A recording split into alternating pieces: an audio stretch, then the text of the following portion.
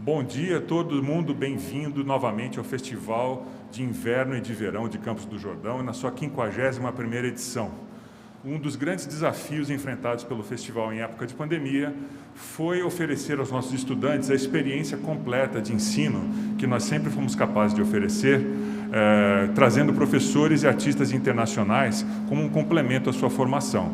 Infelizmente, as viagens internacionais estão muito afetadas pela atual situação, mas nós tentamos compensar um pouco por essa deficiência, convidando professores internacionais para darem masterclasses online para os nossos estudantes. Hoje nós temos o grande privilégio de receber Boris Brovtsyn, um grande violinista russo, que vai dar masterclass da sua casa de campo no interior da Rússia. O Boris, ele passou por toda a experiência de concursos internacionais. Hoje ele é radicado na Inglaterra, em Londres, onde ele é professor na Guildhall School of Music e no Trinity College. E, além disso, claro, ele viaja o mundo todo tocando com as maiores orquestras e fazendo música de câmara nos grandes festivais. Nós teremos 3 violinistas hoje, Lucas Henrique, o segundo Lucas, cujo nome eu não lembro, e o Guilherme Pérez. Eles vão tocar os concertos de Max Bruch, de Jean Sibelius e Tchaikovsky. Eu espero que vocês gostem dessa aula. Hello, Boris. Great to welcoming you to our festival. I hope you enjoy the class. Same here. Thank you for having me. Who goes first? Lucas playing Max Bruch. All right.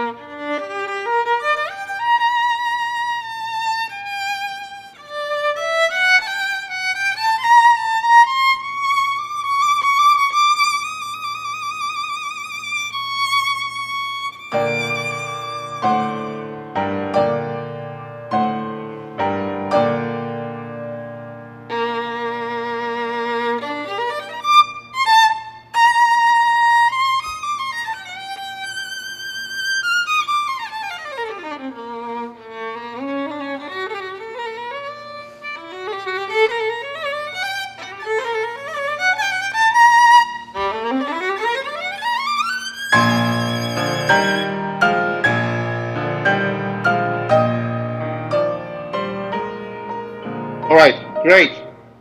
Thank you so much. Sorry to interrupt, but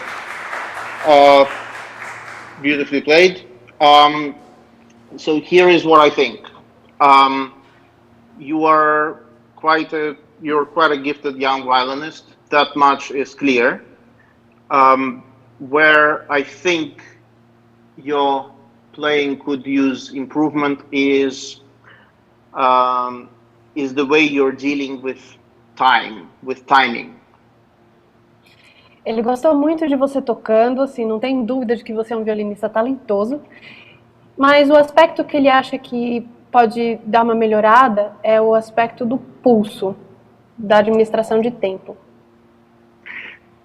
What I mean is that this piece is a very good demonstration of what you are at this moment in your development, what you are comfortable with and what you are uncomfortable with. It starts and ends with two little cadences, and in those cadences you sounded quite convincing, and it was a pleasure to listen to you. And once the pulse starts in the orchestra part, you sounded a lot less comfortable. Ele diz que esse concerto ele é muito bom para mostrar mais ou menos com o que você está confortável, com o que você não está confortável, mostrando mais ou menos o nível em que você se encontra. E no seu caso, assim, esse concerto ele começa com uma cadência no começo e uma cadência no final. Nesses dois momentos você pareceu super confortável, mas no momento em que o pulso rítmico começa com a parte da orquestra, aí parece que você não se sentiu tão confortável. So the orchestral part for the is mostly the pulse. This is the heartbeat of the piece, and a lot of the time with your passages, the piano part had to accommodate you, and whereas that is sort of possible when you're playing with piano, once you stand in front of 70 people playing the same material, pom, pom, pom, pom, pom, they cannot really accommodate you time-wise, and nor should they, because when our heartbeat becomes irregular, we should go see a doctor. And same thing here. If they have to adjust to you, that's the wrong thing. You have to exist freely, but inside that pulse. Então ele está dizendo o seguinte: a parte da orquestra aqui é como se fosse uma batida de coração, é a batida do coração da música. E muitas vezes quando você estava tocando, o piano teve que se acomodar um pouco em termos de pulso a você. Quando a gente está tocando com piano, isso até que é possível, mas a hora que você está na frente da orquestra com 70 músicos, tendo que tocar essa batida de coração, essa acomodação de pulso não é possível. Com o coração da gente, quando ele começa a bater fora de ritmo, é hora de procurar um médico, né? Então, é muito importante procurar uma maneira de tocar onde você se sinta artisticamente, musicalmente livre, mas sem alterar o pulso. So I think this really should be part of your preparation. If you need a bit more time for your passages, that should not come out of that pulse. It should. It's perfectly possible if you feel yourself short of time to start the passages a little bit earlier. But you have to. The top of the passages, basically that note. That has to come on the beat.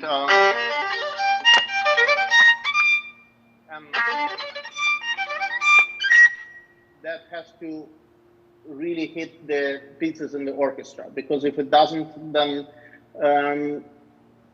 even if you play the notes, but you play them out of time, it will not have the desired effect. You have to basically learn how to exist freely inside that straitjacket, musical straitjacket. Yeah? Então, o que ele está dizendo aqui é que essa noção de liberdade dentro do pulso rítmico, sem alterar o pulso rítmico, é uma coisa que deve fazer parte do seu estudo. Você tem que detectar quais são as notas que tem que estar exatamente em quais partes do tempo. Então, por exemplo, no compasso que tem a septina, a cabeça do terceiro tempo tem que estar exatamente no lugar. A septina que vem antes, você pode até começar antes do que está escrito para acomodar esse tempo a mais que você precisa. Mas a cabeça do terceiro tempo tem que estar certinha e a cabeça do compasso seguinte, o sol, também tem que estar certinha. Então, é preciso saber estudar para saber como encaixar essa liberdade, musicalidade e expressividade artística sem se sentir preso pelo pulso, mas ao mesmo tempo mantendo o pulso. So basically, when you start the passage, is less important than where the top of the passage happens.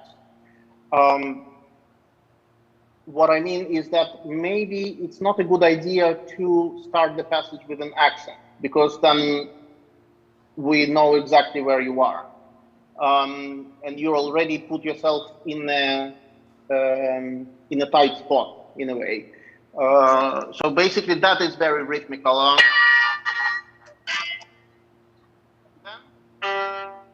If you start with another emphasis, the phrase becomes overemphasized in a way. So this is quite marcato.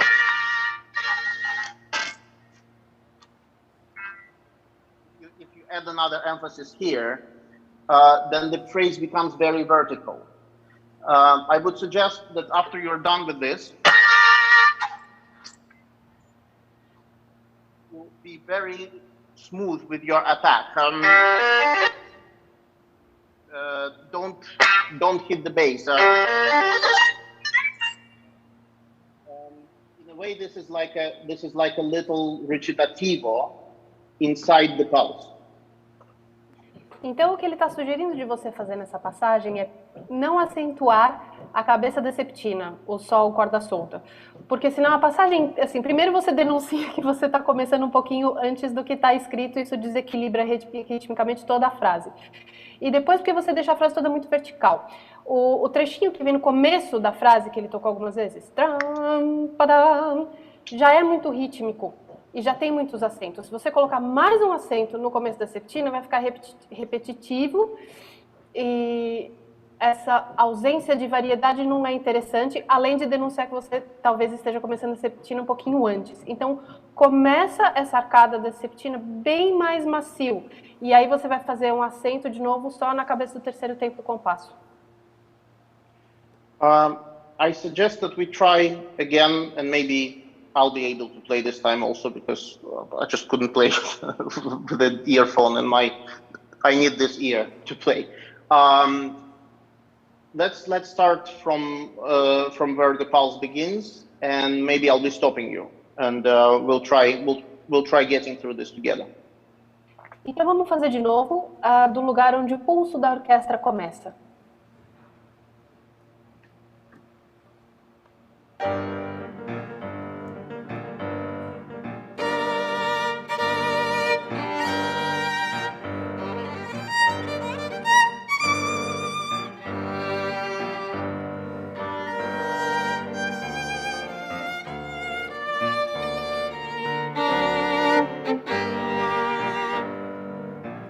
All right, well done. Okay, we're getting somewhere. Just a technical thing. These few notes. Because the bowing is upside down, I can hear very clearly, even on camera, I can hear where the down bows are and where the up bows are. That is not good. Perhaps you really have to compensate for the fact that the bowing is upside down. Maybe you could try for your up bows to be more active, and for your down bows to be simply releasing the bow.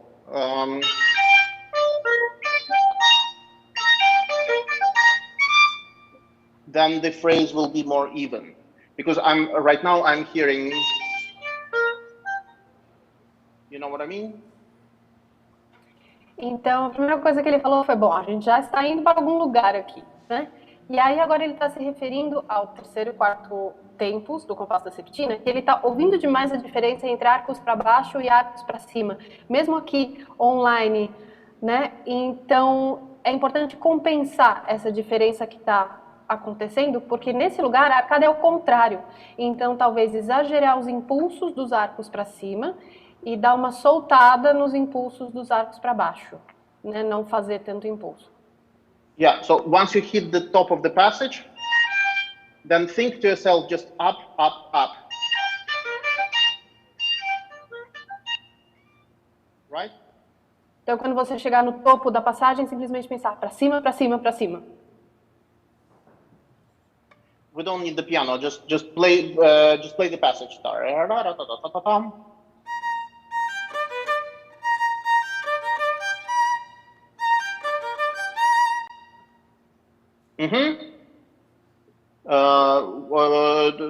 Maybe a couple more times because the camera was late.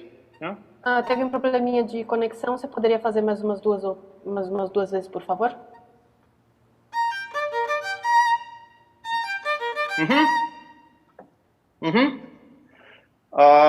And then don't wait too long on the dotted note.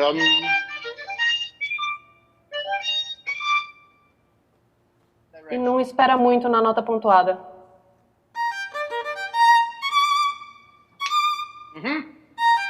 Good. Now the whole thing with piano. Agora tudo com piano.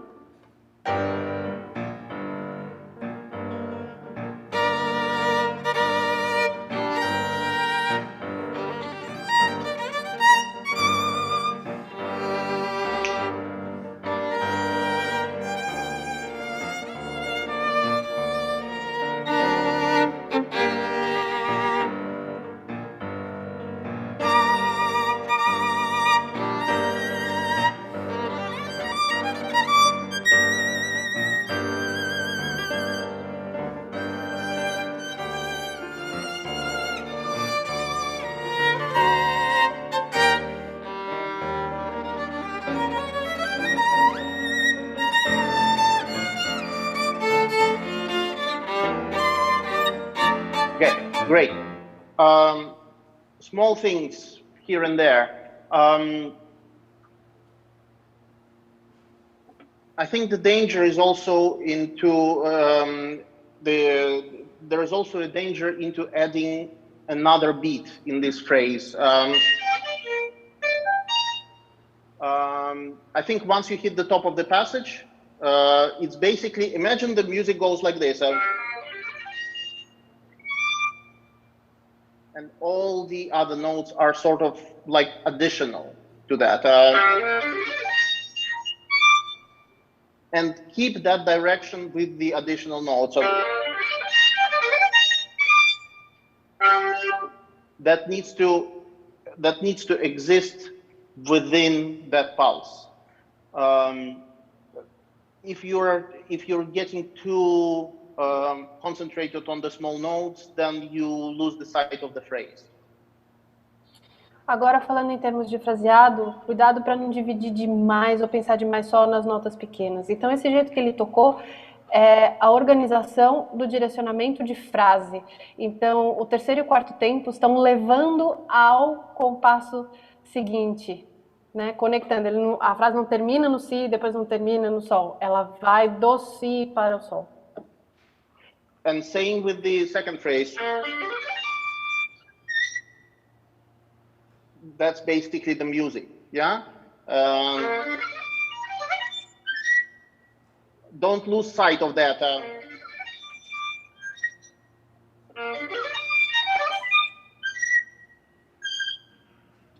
Então, assim, não perca de vista esse direcionamento, essa organização da frase quando você estiver tocando com todas as notas.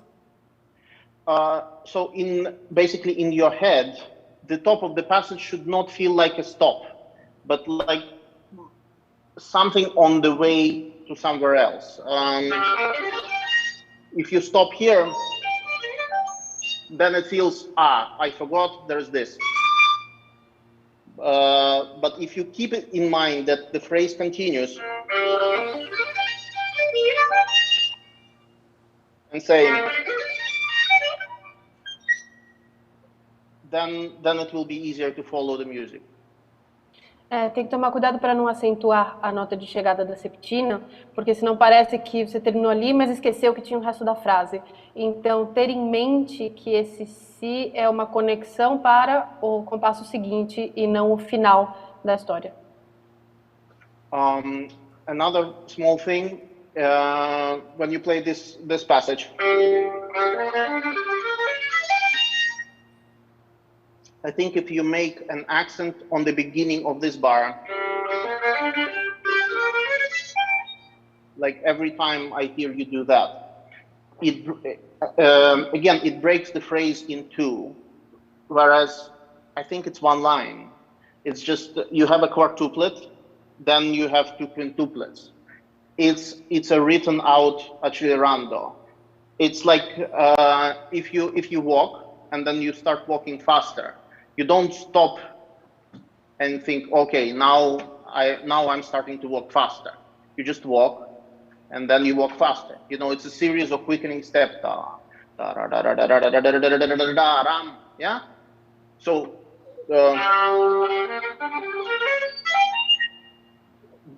don't hit this beginning of the bar. I find that's quite unnecessary. It's a small thing, but it makes a difference. Outra coisa que ele falou, mais ou menos do mesmo assunto, é no compasso onde tem a quintina, para não fazer acento na cabeça do compasso. Porque o que o compositor escreveu vem de antes, que é uma subdivisão em 4, e que acelera para a subdivisão em 5, ou seja, um acelerando escrito. É parte de um acelerando maior. Se você faz um acento na cabeça do compasso da quintina, você quebra a fluência da frase. É como se você estivesse andando e aí você resolve andar mais rápido. Você não para e depois resolve andar mais rápido. Você está andando e aí você acelera o passo. É uma coisa contínua, né? Então é mais ou menos a mesma ideia. Não quebra o fluxo do fraseado com esse acento. Let's start from the pulse again and put everything together. Vamos começar do mesmo lugar e agora colocar tudo isso junto.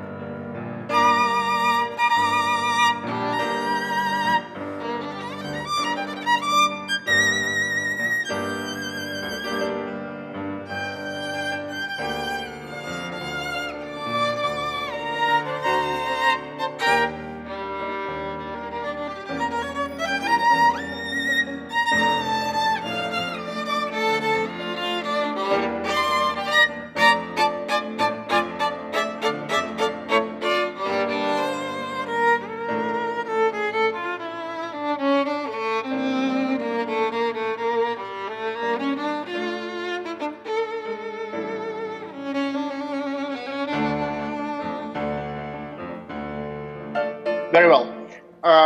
The last thing before we move on to the middle part. So the orchestra plays the role of pulse, and then when it stops, it's actually up to you to keep things going. Because if you don't, I think the music really breaks down.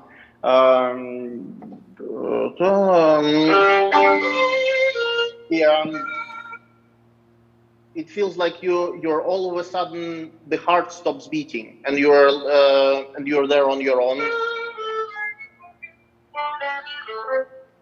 I think you need to keep going, at least for a little while.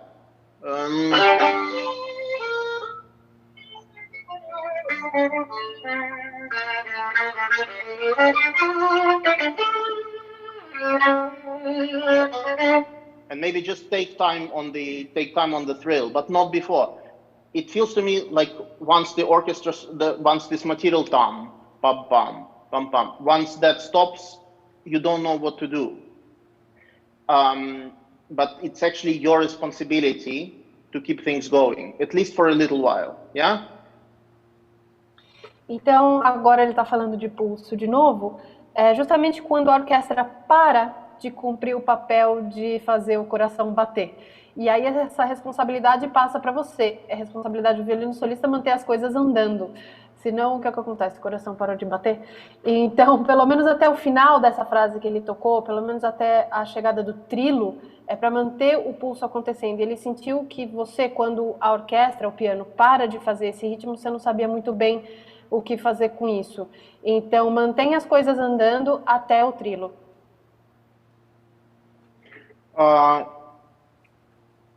Can we go from there? É possível ir desse lugar?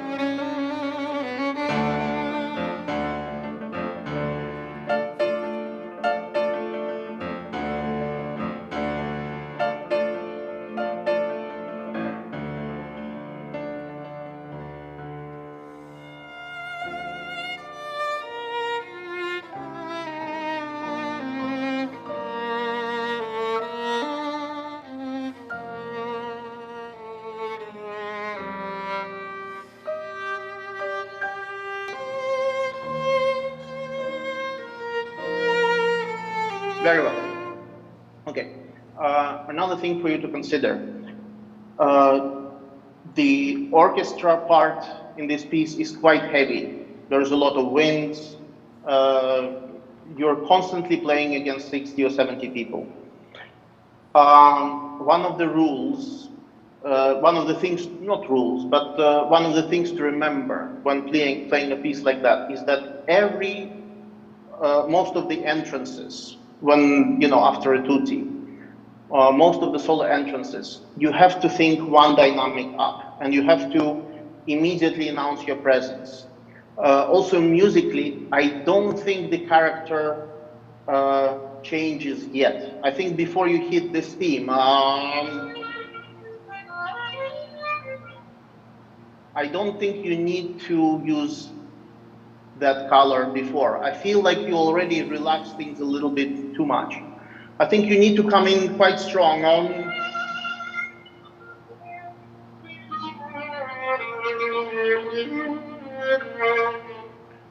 And fight for a little bit, and then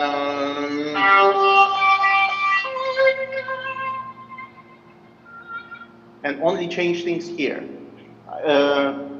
You're using the color you should be using later. I think you need to wait. Uma coisa que ele está apontando aqui é a questão da orquestração. Nesse concerto, muitas vezes você está tocando junto com 60 ou 70 músicos, é uma orquestração mais pesada, tem sopros, um monte de coisa. Então, é interessante muitas vezes pensar a dinâmica um degrau acima. Quando você entra nessa seção central, a música ainda não acalmou de todo. Então, toda essa primeira frase tem um caráter um pouco mais intenso. E o caráter macio que você já está empregando, ele considera que só acontece quando chega o tema. Sabe aquele compasso que tem vários dos?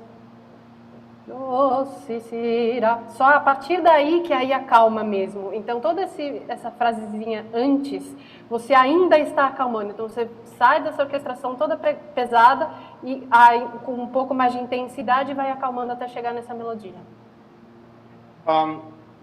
Also, think about what the strings are playing, because your phrase is going down, but it doesn't mean the intensity should be going down, because actually the other strings are playing.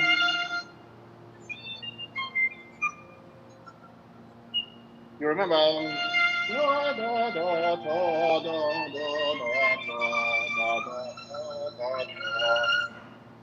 So in a way, you should go up with them, yeah? You should go up in intensity because you're playing lower and lower and lower in register, but you have to match the direction of the strings. Outra coisa para levar em consideração aqui é a linha das cordas.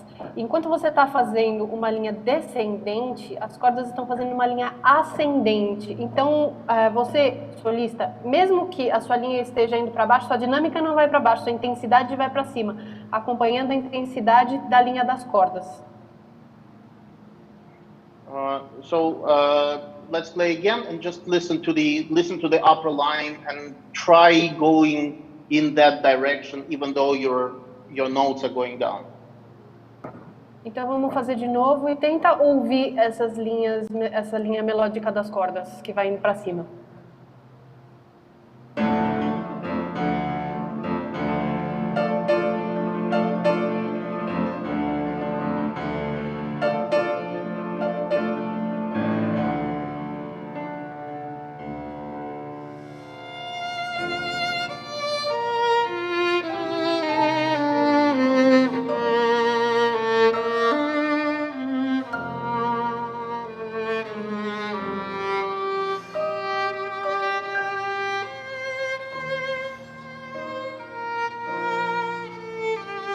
Okay, better.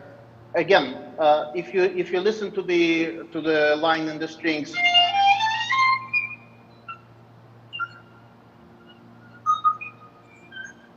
they're not, when they hit the F on top, they're not finished, and you make them finish because you get stuck here.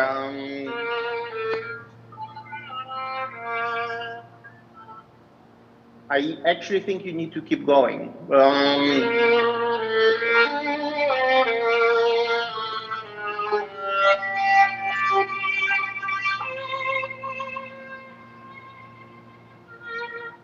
And only wait there.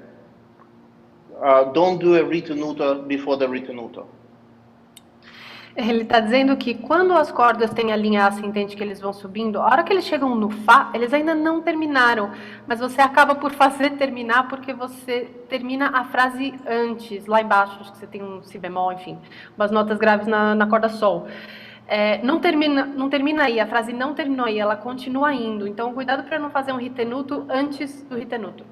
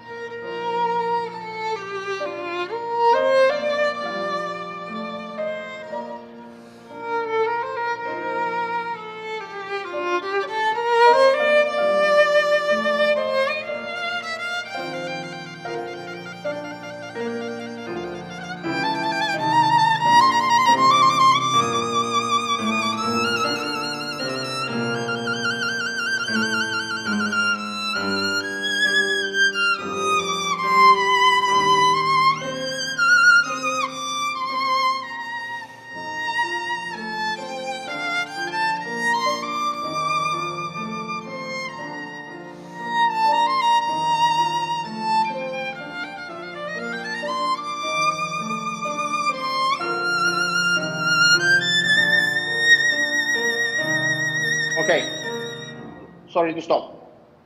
This is the first time where we actually hit B flat major full stop. Before that, it's we are constantly, I don't know if this piano is tuned. That's fine. So basically the harmonies are, before that, all the time, we have what the Germans call the Orgelpunkt. it's we have the expectation all the time. All this material.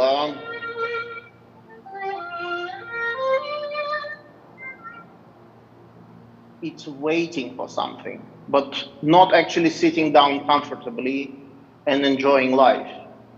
Not yet. Only once you get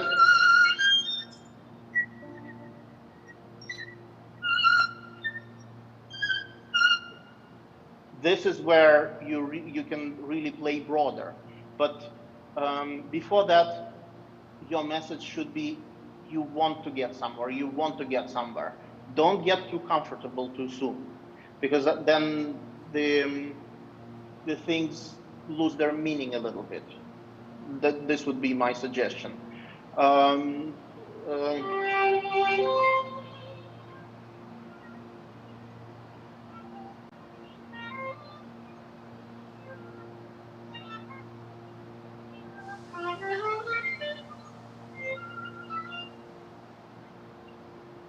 Always going somewhere.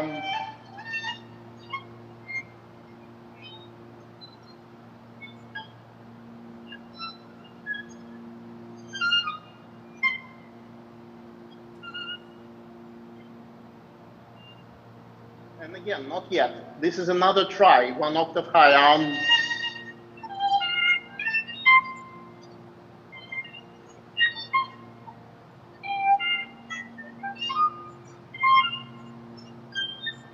Finally, we get to the B flat major, but not before that. Então ele disse que nesse lugar onde você vai super agudo, que é onde ele parou de tocar agora, aí é a primeira vez que tem um acorde de si bemol maior. Antes disso, era sempre uma questão de expectativa, estava sempre esperando por algo acontecer, mas será que... Então todo o trecho musical, que vai desde do começo da página até aí, está sempre indo para algum lugar, construindo alguma coisa, construindo expectativa, mas será que está sempre indo em direção a alguma coisa. E só nesse momento, onde você chega lá no super... Só nesse lugar é que finalmente você chega, você senta na harmonia e chega em algum lugar.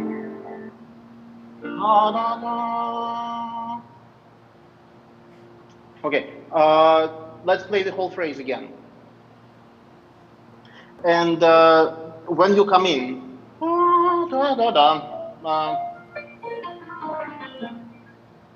I think you're coming in. I don't know whether that's my camera or not, but I think you're coming in late.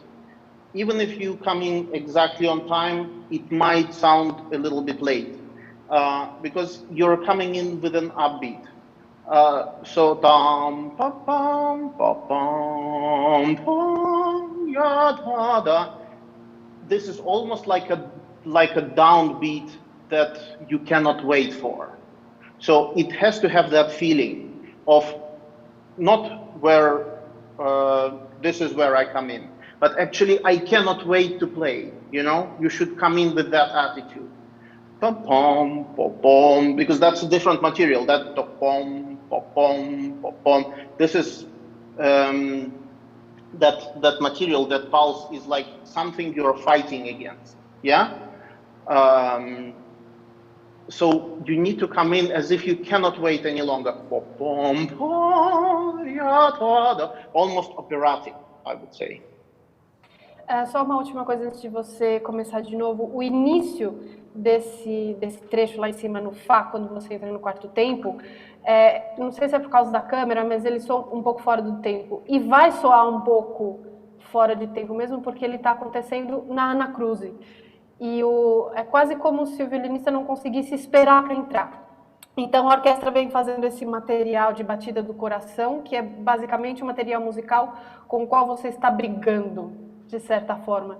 E você não aguentasse mais esperar para tocar o que você tem que tocar. Então esse caráter quase operático de não vou mais esperar, vou entrar tocando isso aqui, né? Tem um pouco disso também. Yeah, so think about where exactly you should play and play a nanosecond earlier. Então pensa aonde exatamente você deveria começar a tocar e começa a tocar um nanosegundo antes.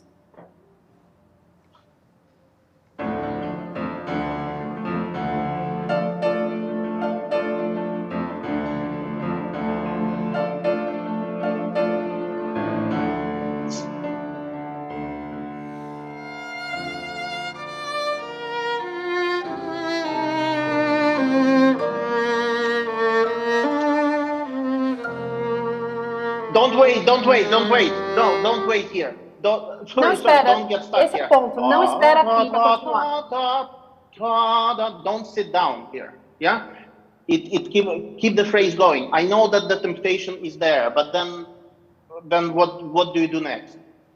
Yeah? Não senta nessa nota, não termina a frase aí. E aí, o que você vai fazer depois disso? Então, continuando.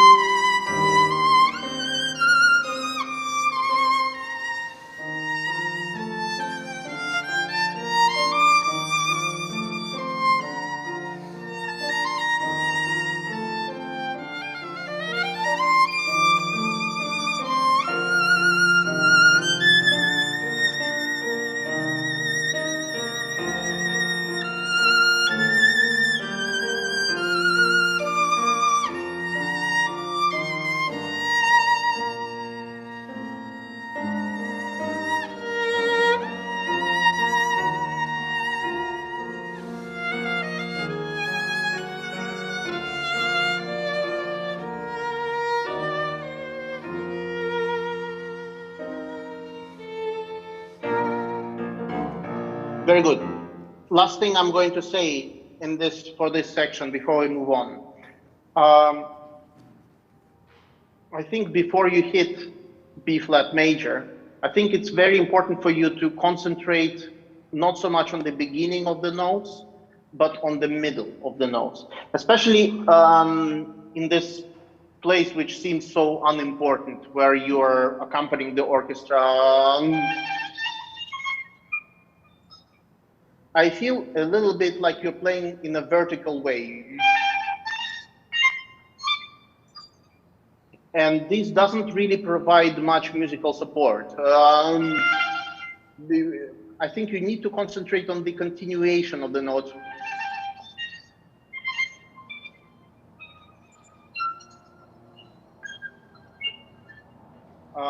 Then I think the material gets filled. If you concentrate too much on the beginnings of the notes, it's quite clear what you play, but it feels very final. Every note feels like it has arrived and it's just there, rather than if we were to sing this material, we would actually make a crescendo on every note without necessarily making an overall crescendo. So maybe think about that, yeah? Rather than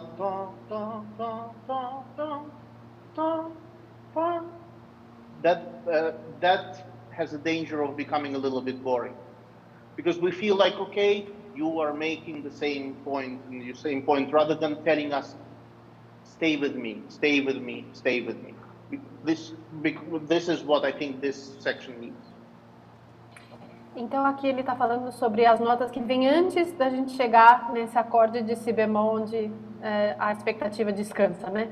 Então, em algumas passagens, o que você está fazendo é acompanhamento da orquestra. Em todo esse trecho, é importante prestar atenção, não só nos começos das notas, mas voltar a sua atenção para o meio das notas. Então, nessa passagem que tem o crescendo com trinados, onde você está acompanhando uma melodia que a orquestra faz, o jeito que você está tocando está muito concentrado nos começos das notas. Então, parece que cada uma das notas é final e definitiva. E não constrói uma linha de tensão e direção musical. Então, se você fosse cantar isso, você não ia cantar focado no começo das notas. Provavelmente você cantaria de um jeito que faz um pequeno crescendo dentro de cada uma dessas notas. Então, em vez de dizer, eu estou tocando todas as notas certas, você diria com o seu som, fica comigo, fica comigo, fica comigo, fica comigo, criando uma linha, uma direção musical, uma frase que acompanha, assim, o que a orquestra está falando. Então, bastante atenção aos miolos das notas, não só aos começos. Okay, we can move on. Yeah? How long do we have? Not really anything. Okay, no, last actually, thing just past 5 minutes. Okay, I mean, he doesn't need to play anymore, but I just wanted to say about the next section. Basically, same rules apply.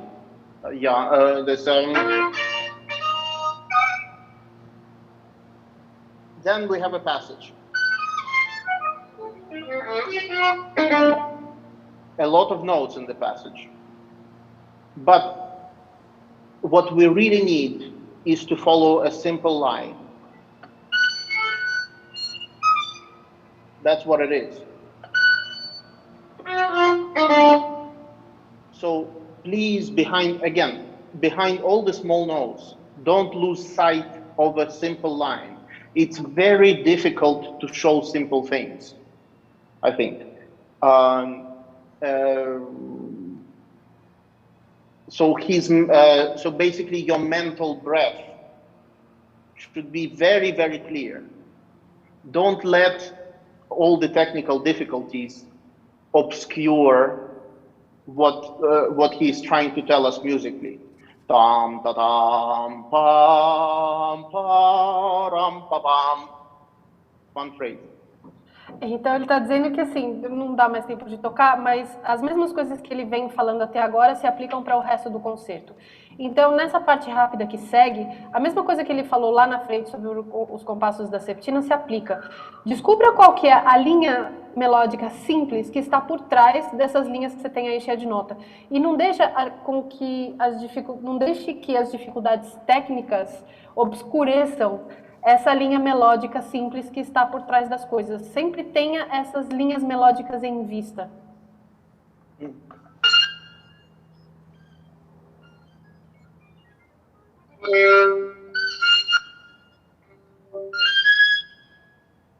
It's the same.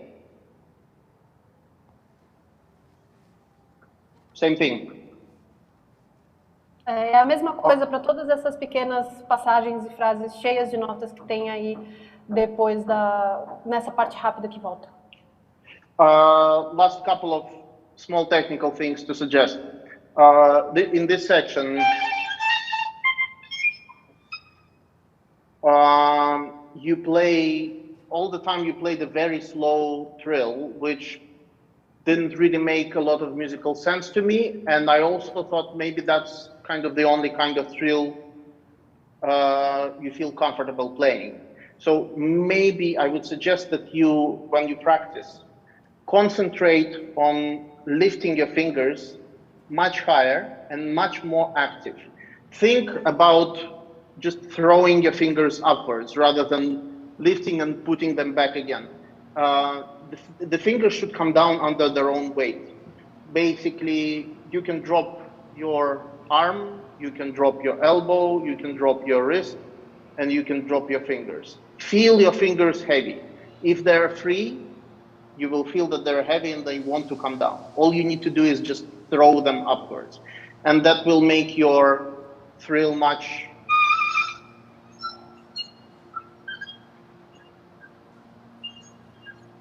faster and much clearer. If you keep your fingers very close to the string, you will not get clarity or speed from the trill.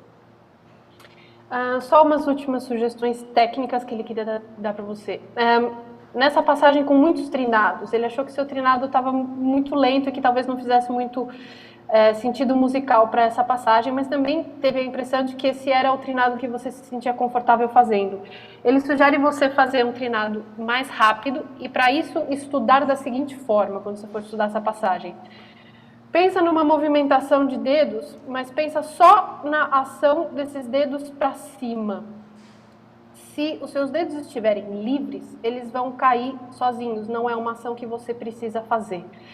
E além de se, entre aspas, preocupar só com a ação de levantar os dedos, levante eles mais alto nas cordas. Se você deixar os dedos muito próximos das cordas, vai ficar mais difícil de se movimentar e de acelerar. E se você levantar os dedos mais longe da corda, vai ser mais fácil de tocar mais rápido e mais claro. And the very last thing, the chords.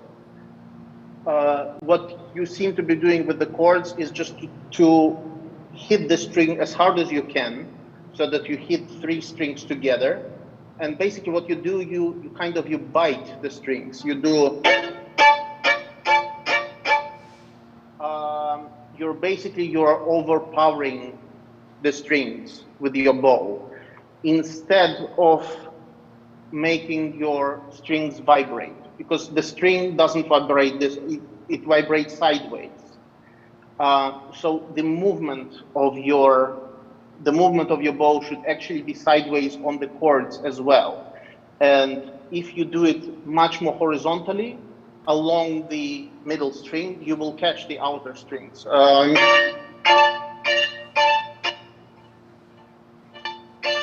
Play much closer to the fingerboard, so that the string resistance is not as strong as on the bridge. Yeah. Actually, when you play the chords, you should be able to see the fingerboard under your bow. You should play far enough from the bridge.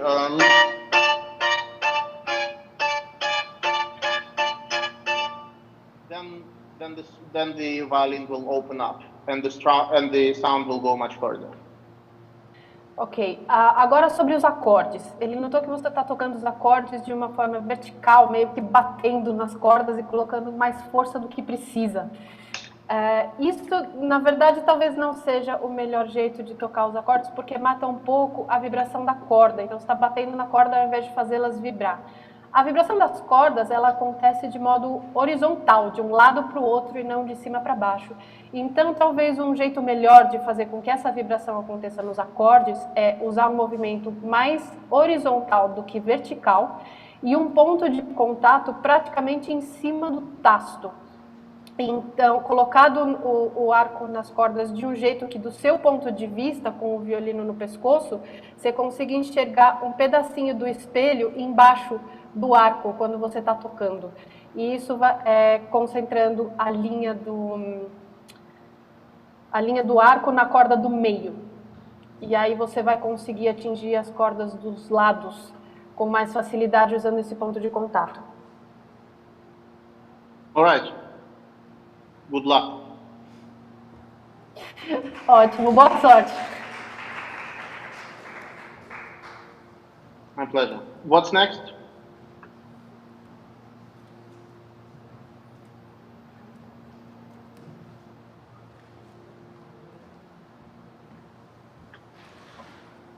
Hi, teacher. My name is Lucas. Nice to meet you. Same here.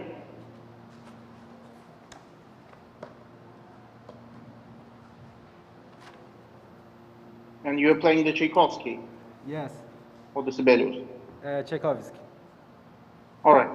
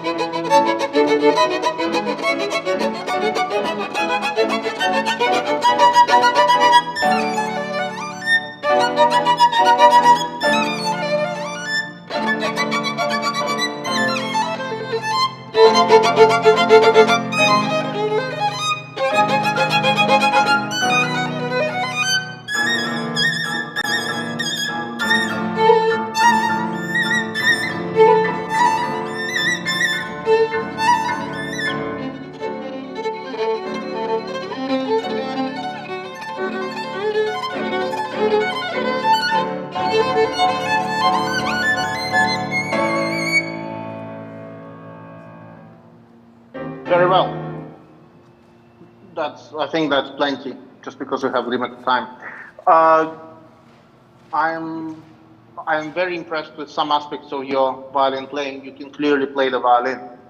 That is not in question. Where I think I could maybe in the direction in which I would like to maybe push you is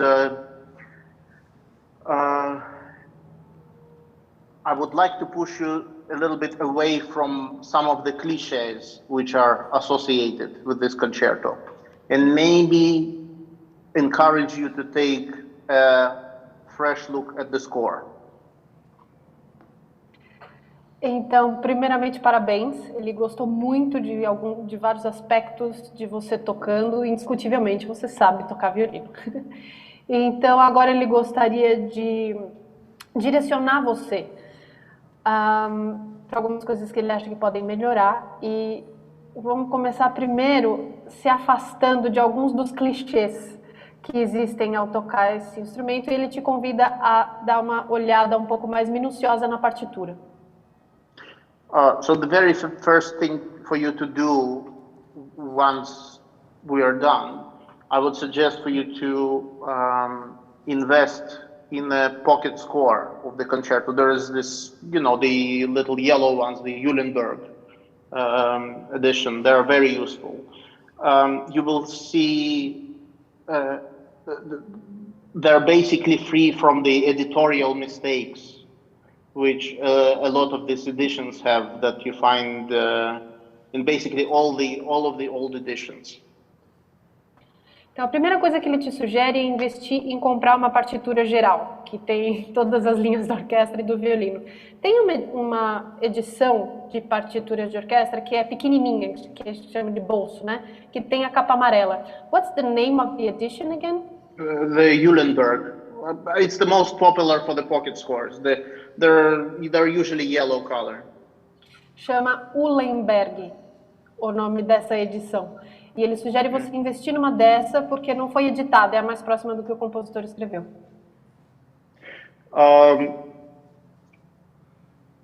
You have to realize that out of all the what is called the big concertos, the Mendelssohn, the Beethoven, the Brahms, the Sibelius, this one had the most difficult childhood, because the person for whom it was written and to whom it was originally dedicated did not like the piece initially, didn't want to play it, and then said, okay, fine, I'll play it only if I change this and that.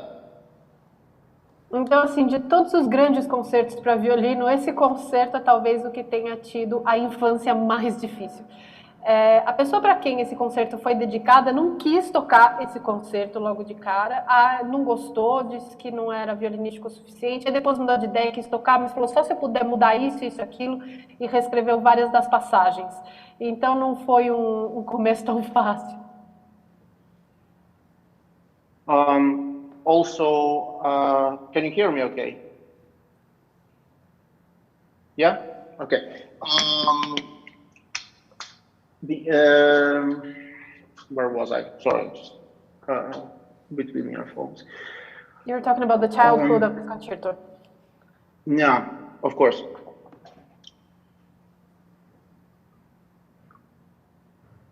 There are certain misconceptions about this piece which somehow survive to this day.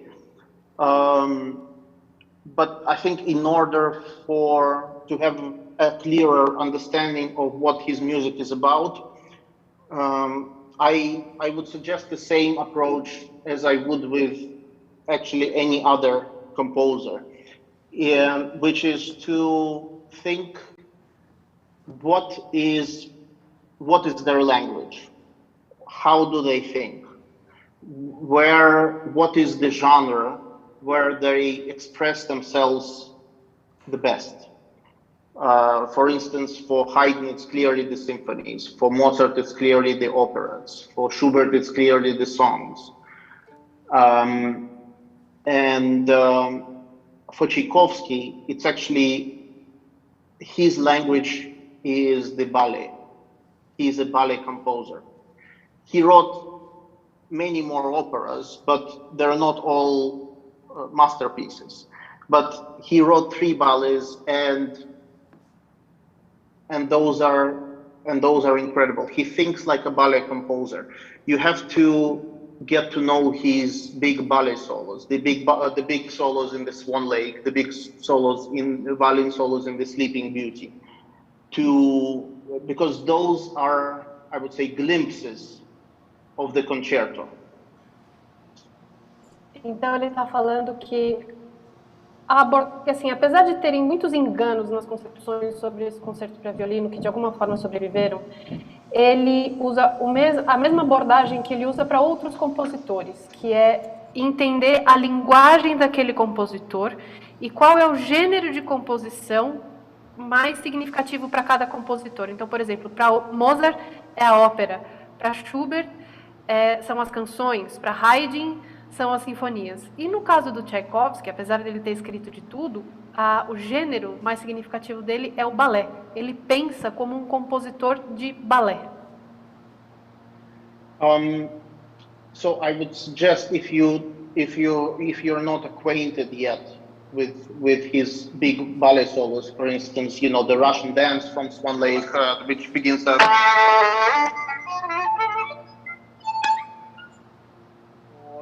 this famous solo from the Sleeping Beauty, which also begins with this little cadenza.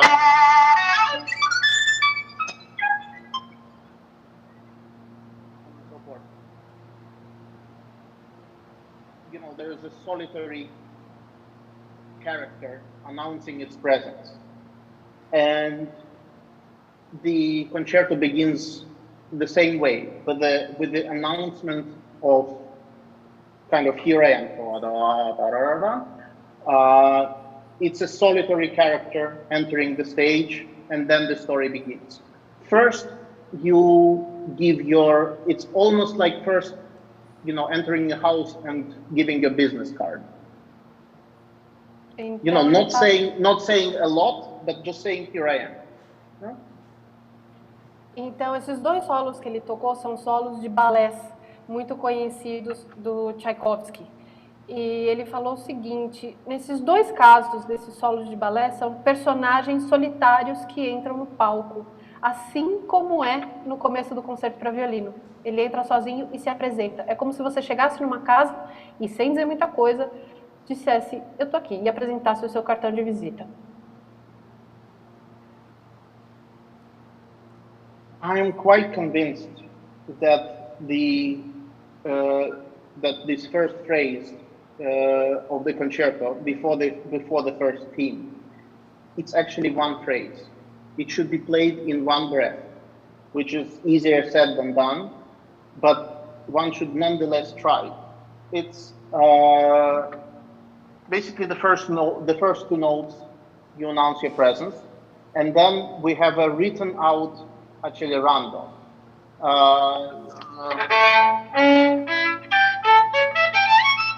Right? You wouldn't break it into sections. That's one section. It's getting closer and closer.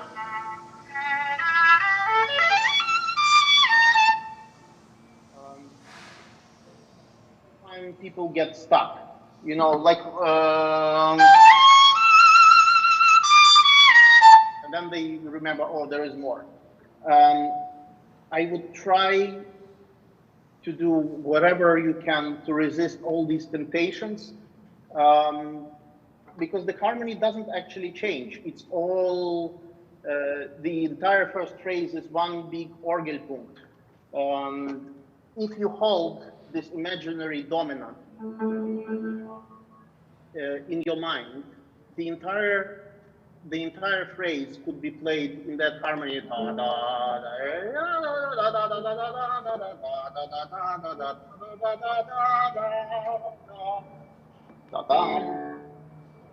The resolution only happens there. So keep going as much as you can. Então ele está falando da introdução antes do primeiro tema, onde o violino está sozinho. É comum as pessoas separarem isso em partes e às vezes elas ficam paradas ou travadas em uma nota ou outra, como por exemplo o primeiro mi agudo. Só que tem mais coisa depois daí, não acabou. Então ele sugere, e ele pensa em toda essa introdução como uma única anacruse, uma única direção de frase, num único acorde dominante que leva ao primeiro tema, que é quando você toca lá, fa, fa. Right.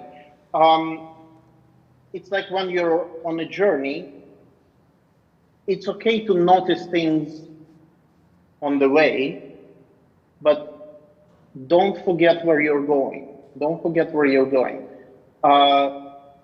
It feels to me like on your journey, you get out, you go shopping, or you start speaking to some people, and that's before the first phrase is over. I understand all the temptations, but sometimes in music, the temptations exist for us to notice them and to avoid them. It's try translating that, then I'll say something else. Então ele está dizendo assim, essa primeira frase, essa introdução, é como se você estivesse num trajeto notando coisas que existem ao seu redor. Mas você não necessariamente vai parar para entrar na loja, conversar com o dono, depois entrar na outra loja e conversar com outro dono. Não, você continua no seu trajeto, você nota essas coisas. Muitas vezes no caminho musical, essas tentações estão lá justamente para a gente reconhecê-las e não cair nelas. I don't think I will say it better than if you, I don't know if you ever come across Barenboim's memoirs called Life and Music, where he talks at one point about a concept which he calls expressive denial, which basically that's what it is. You notice something musically, and the fact that you notice it is enough. You don't, like if you see, I don't know, a piece of fruit or a sweet, you just say, I would love to have it. But that doesn't mean, if it's there, it doesn't mean that it has to be eaten, Sometimes what is meant to be is for you to acknowledge the wish. But the wish itself is sometimes more expressive and has a much more powerful musical effect than if you would just go, okay, there is a sweet, and eat it, musically speaking. Ele procurou um jeito, ele falou, talvez eu não consiga expressar isso melhor do que, não sabe se você conhece o livro do Barenboim, que fala da sua carreira musical. E ele fala que nesse livro, Barenboim fala de um conceito que chama negação expressiva. Então, um exemplo é assim, você está num lugar e ali em cima da mesa tem uma fruta ou um doce. E você fica com vontade de comer essa fruta ou doce, mas você não come. Então, musicalmente, muitas vezes, só esse desejo muitas vezes é mais expressivo do que ir lá e fazer. Do que ir lá e comer. So, in this first phrase, you at least twice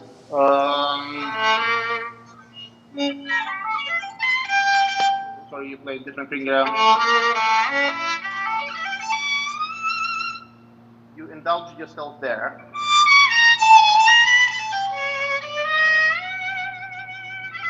And you did basically the same thing. I personally would suggest to do neither. but if you feel you must do something, then maybe do it once, because it felt to me like you made the same point twice. And I don't actually think that the function of this first phrase is to enjoy yourself. I think it's for you to attract the attention of the listeners, of the audience, and prepare the stage. You should prepare the stage for the theme. Então ele notou que quando você tocou, você chegou tanto no Mi lá em cima, quanto depois no do sustenido, mas você usou o mesmo recurso de chegada, o mesmo recurso expressivo 2 vezes. Pessoalmente, o professor disse que não usaria esse recurso em nenhuma das 2 vezes, mas se você sentir muita necessidade de usar, usa uma vez só. É como se você dissesse a mesma coisa, afirmasse a mesma coisa 2 vezes e não precisa. Ele também acha que essa introdução, a função dela não é você curtir o que está acontecendo, mas você preparar a cena, preparar o palco para a entrada do primeiro tema. Also, the way to do it, I think, if you're doing a glissando, I think the glissando should not necessarily lean forward, but I think it should, if you are doing it, it should kind of it should warm things up, you know.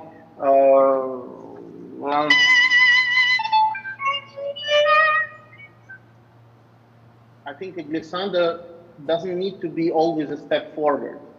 I think it's much better if this is a step back. You know, you can still do it. So as opposed to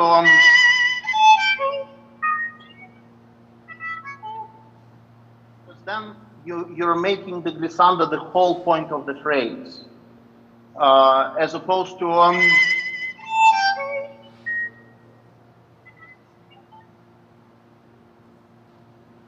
know what I mean. Então agora ele está falando desse recurso que você utilizou de chegar nas notas com o glissando, é um recurso expressivo que existe, mas ele acha que quando você usa o glissando como um passo para frente, você acaba dando muito mais importância ao glissando do que à nota.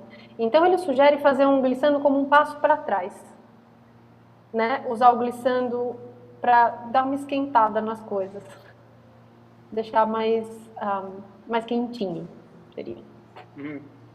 Now let's play the first phrase again, and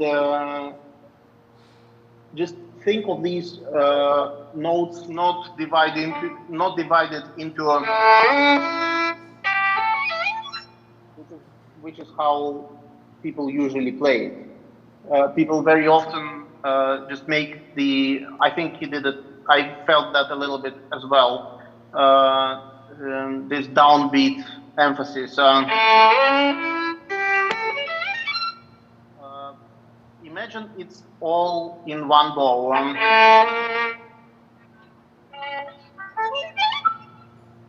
That it's in one direction rather than you beginning. That I think is unnecessary.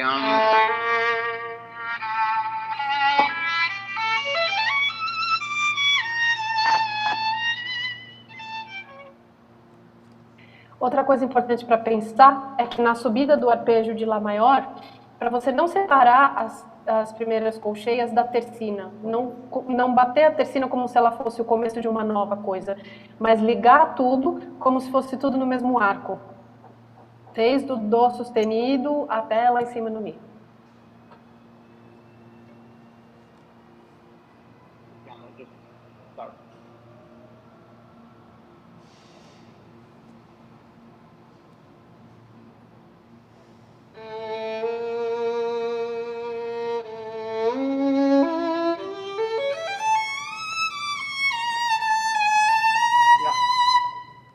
Sorry, immediately I can see, I don't even need to listen, because even without the sound, I could see that there is a problem with your bow distribution.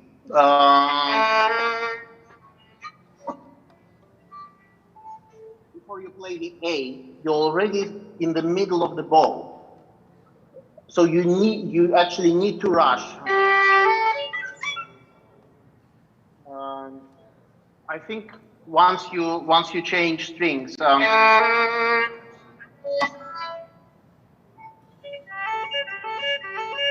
is a very dangerous section. So make sure when you change strings that actually your elbow, your shoulder, changes strings before your bow changes strings, that you are already, if you have to play this section separately, you don't need a lot of bow, right? You don't need to go,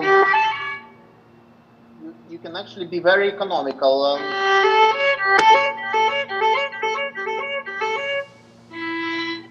But because you are late, instead of being there, you are still here, stuck. That means you are spending much more bow than you need to. That is the problem. You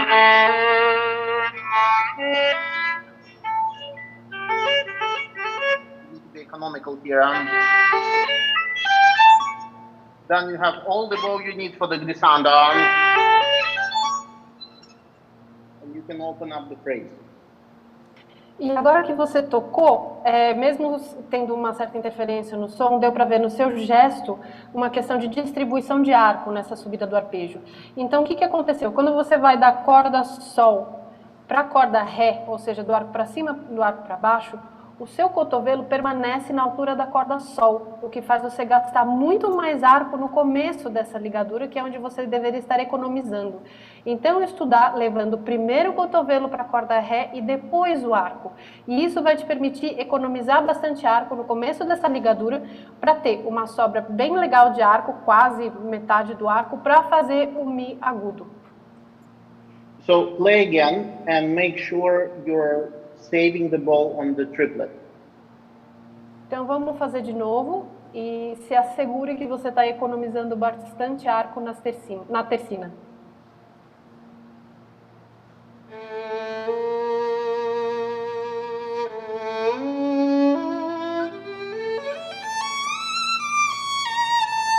Okay. The problem, I think part of the problem is in your wrist. Because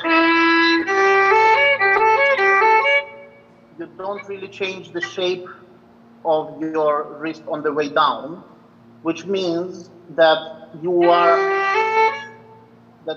basically pushing the bow in front of you rather than pulling it behind you. So on the way up, rather, you are pulling the string, which is good. So this, I exaggerate, but that is the shape on going up. But if you have the same shape going down, that means you don't really establish good contact with the string, which means you kind of have to spend the bow to make sound. But then look what happens. Then you find it sort of by the midpoint of the bow, you find the right shape of your wrist, and you realize, oh, I don't need to spend so much bow. But you need to find that straight away. Can you just play that bowing? 2 times. Yeah, and again, feel that the wrist kind of goes first. Imagine someone is kind of pulling you here on that point. Yeah? So imagine someone is holding your shirt right here and pulling. So basically, you should be reacting to that. Yeah? Put the bow on the string and then go. Closer to the frog, closer to the frog. Yeah? That's better. Now you need to find that contact straight away, because nanosecond later it's too late. Então aqui o professor está falando da relação com a flexibilidade do pulso na hora de trocar de arco, do arco para cima para o arco para baixo. A forma do punho, do braço, quando você está indo para cima e para baixo, na região do talão, são diferentes. Então quando você faz o arco para baixo, é como se alguém estivesse puxando a manga da sua camisa. Então o ângulo que existe no punho, formado entre o braço e a mão, fica mais reto. E isso permite que você encontre o ponto de contato com muito mais facilidade. Com o ponto de contato certo, você não vai sentir que precisa gastar um monte de arco para tocar, para fazer o som sair. E então isso vai te permitir, consequentemente, de economizar o arco na tercina. Again, the whole phrase.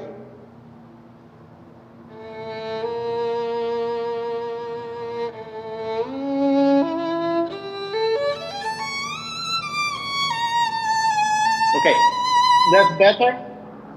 Try to avoid an accent on the down bow. Ta-da. Imagine that the bow actually has to go fast and then slow, immediately slow. Toma cuidado, evita de fazer acento no arco para baixo na cabeça da tercina. Imagina que no arco para cima, anterior à tercina, é um arco rápido. Quando você troca a direção e faz o arco para baixo, é um arco lento.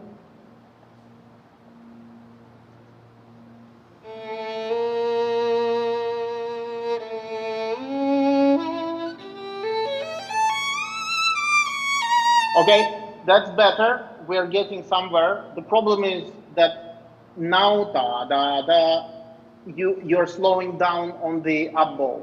Actually, you don't need to slow down on the up bow. The up bow is quite fast. Fast till the end, and then immediately slow. Fast, slow. Fast, slow. Então já está melhorando, ótimo. Agora só toma cuidado para não diminuir a velocidade do arco no fim do arco para cima. É entre um e outro que a velocidade muda. Só no arco para baixo, não no fim do arco para cima.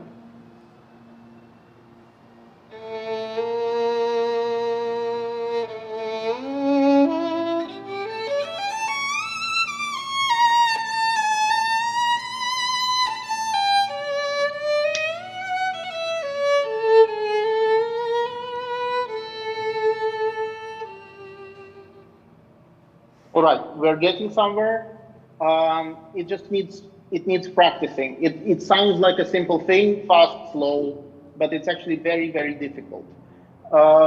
Maybe just find yourself some studies and play them with, let's say, 3 notes on one bow and 1 note on one bow.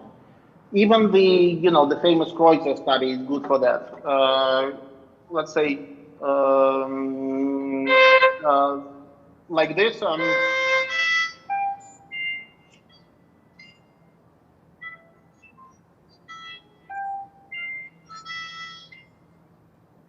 then you can make it more interesting like this.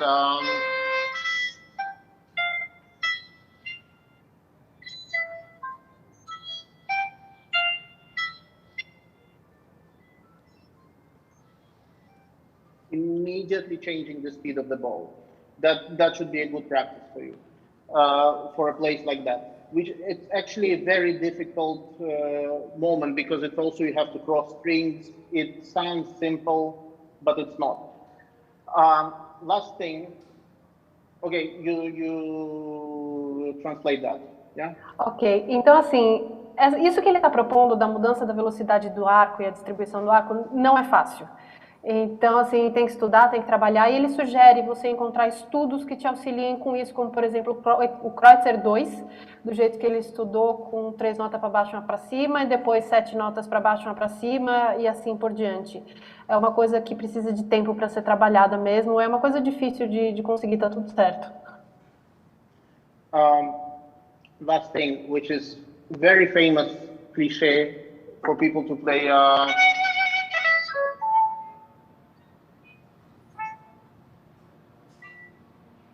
That is not actually the rhythm that he writes.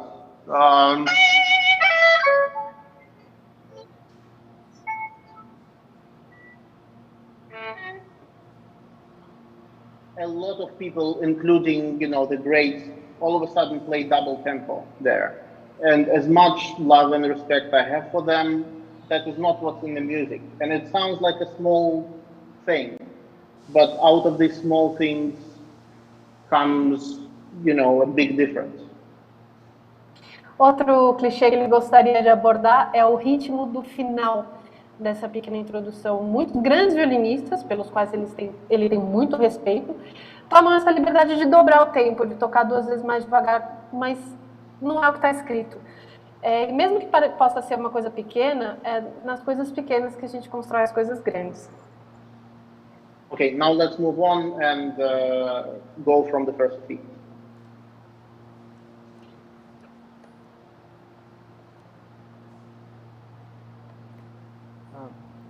From the moderato? Sim, do primeiro tema.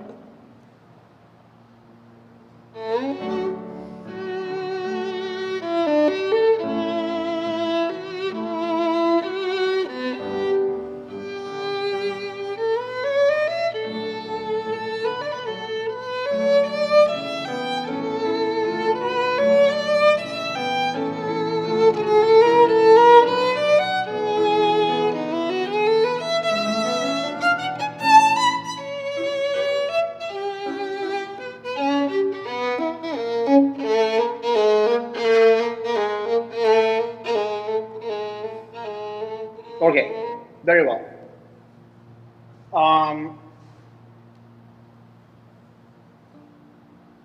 I'm not sure about the character here. And it's a very hard character to play convincingly, I find. But nonetheless, also, this is another section which suffers from another cliché of playing it on G string, which is not what he writes. I mean, you can do that if you truly feel you have to, but if you think music demands that, you can do that. But I don't think it does. I think this this makes, if you play it on G string, it makes this theme sound a little bit too thick.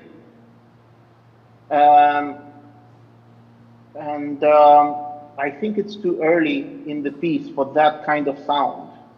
I think this could be a little bit more distant still, because we need to get, we need to go on a long journey. This theme needs to be transformed from this.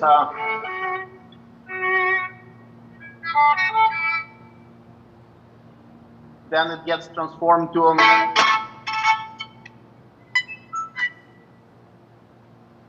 orchestra plays it sort of like a polonaise in 4. And if you do that immediately, like it's almost like, I don't want to say militaristic, but it's like you're here already. The journey from here to there is not a long journey. I want you to give us a very long journey from just somewhere in the distance to yam padadam bam bam bam. You know, it needs to be a very big arch, and you need to have context for that. So when you play the theme in the beginning, don't just think about what you should do right here, right now, but think ahead of what this theme will later become. Ok, vamos lá. Agora falando sobre esse primeiro tema. Primeiro ele fala sobre a questão da corda sol.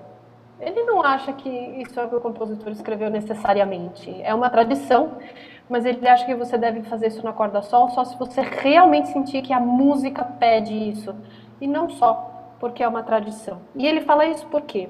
considerando o arco que esse tema tem dentro da composição do primeiro movimento, onde começa aqui de uma forma bem mais simples e bem mais longínqua e vai até o momento, depois da exposição, no final da exposição, quando a orquestra inteira toca esse tema, já com um acompanhamento tal que tudo parece uma grande polonese em 4, basicamente, tem uma linha, uma jornada que vai desde um momento ao outro, que ela é muito grande, que ela contém muita coisa. Então, se você já começa com esse tema muito próximo, muito presente e muito denso, essa jornada, esse caminho de um ponto ao outro não fica assim tão grande, então deixa de ser tão interessante. Então ele sugere que esse começo você faça ele bem mais distante e bem menos denso, e por isso a questão do uso da corda sol. Ele acha que fazer esse primeiro tema inteiro direto na corda sol dá uma densidade a mais para esse primeiro tema que talvez ele não precise ter, para a gente construir esse arco bem grande de jornada entre essa primeira versão do tema e essa versão do tutti de orquestra que vai acontecer lá na frente. Okay, now, because we have limited time, the things that I remember.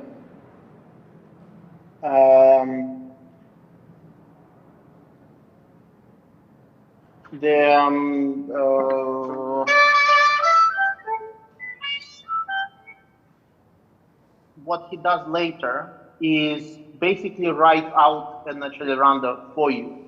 You don't need to do much, just play the rhythm.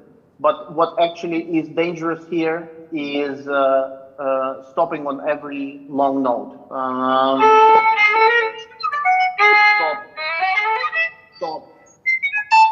Yeah, that's the danger. So when you play, keep thinking in small notes on the long notes.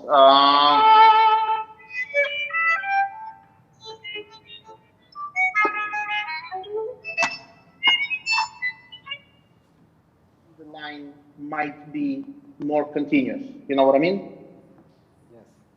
Então, esse outro pedaço que ele tocou agora é o outro ao qual ele gostaria de se referir. Assim, o pedaço não tem muita coisa. Basicamente, se você tocar o ritmo que está escrito, você já faz boa parte do trabalho para você. Agora, qual o perigo desse pedaço? Estacionar nas notas longas. Para isso, ele sugere pensar em termos de notas pequenas, enquanto estiver tocando as notas longas, do jeito que ele tocou agora no final, subdividindo tudo em semicolcheias, se não me engano. Now, when you get to these scales,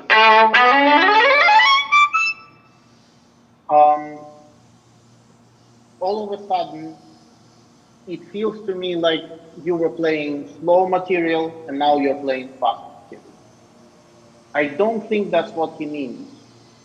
I think these scales actually belong to the second subject, to the second theme, to the... because when you get to here,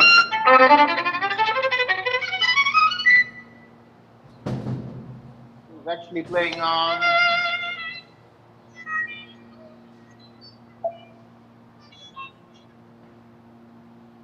the same material. The same material continues. It's not yet fast. This is not yet fast music, I don't think. So maybe once you get to the scale,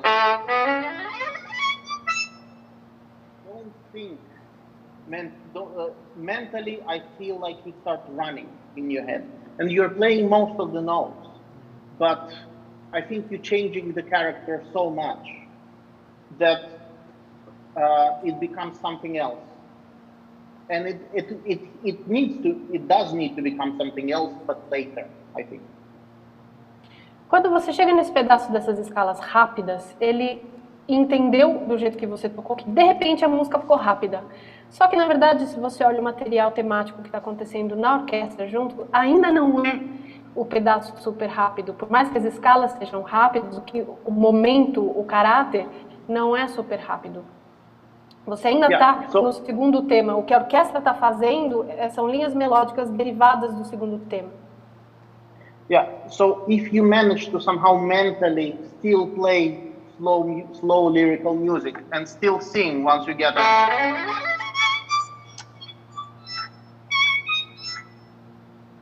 Not to rhyme. That is important, I find. And then, once you get here, that material, there is a piumosa there, which actually didn't happen when you played. And that piumosa is very important because then there is a poco menem also here. The difference in tempos should be quite clear. When you look also in the score, this is another cliche of playing first time forte and then second time. Actually, it's in the score, in the original, it's piano both times. When you look at the score,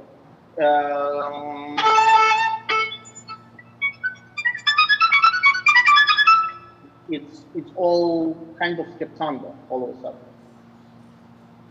Hi, Boris. E aí, Desculpa, Helena, desculpa por te interromper. Só para avisa ele que mais 5 minutos para não passar demasiado do tempo, tá bom? Obrigado.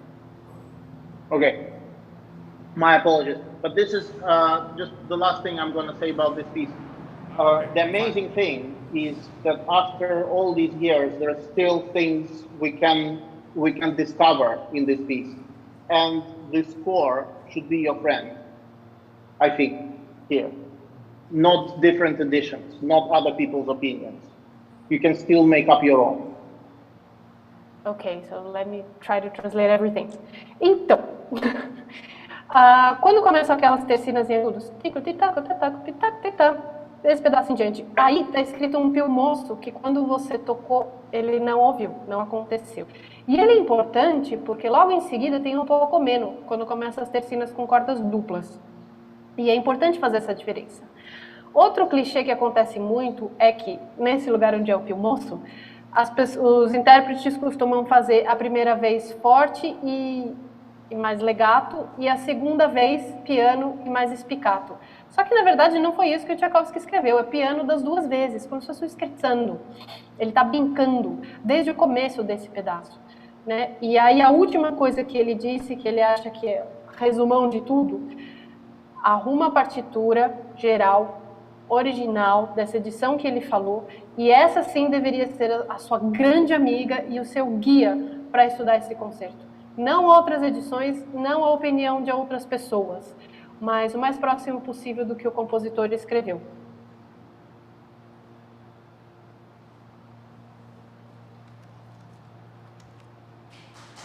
Thank you, teacher.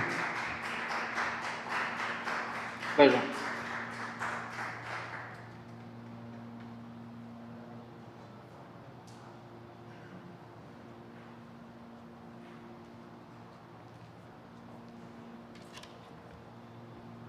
Hello, Boris. Excuse me.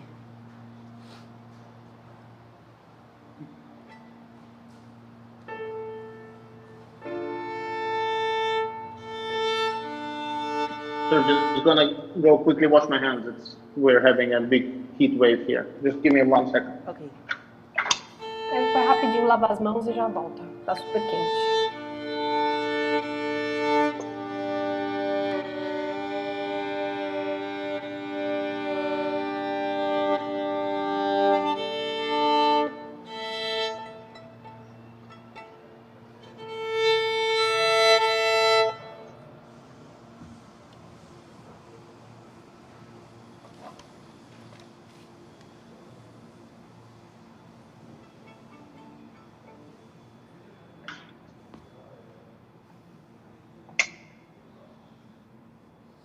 All right.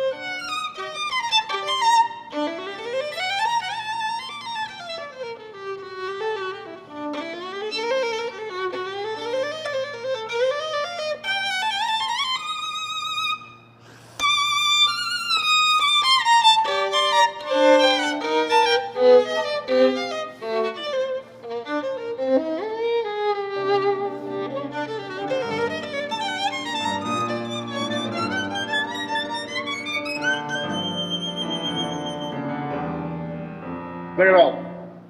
I think that's plenty. I think you're a very gifted violinist. That much is clear. There will be some technical things. Hopefully, we'll get a chance to. Hopefully, I will get a chance to give myself a chance to mention. But I would like to mostly talk about style here.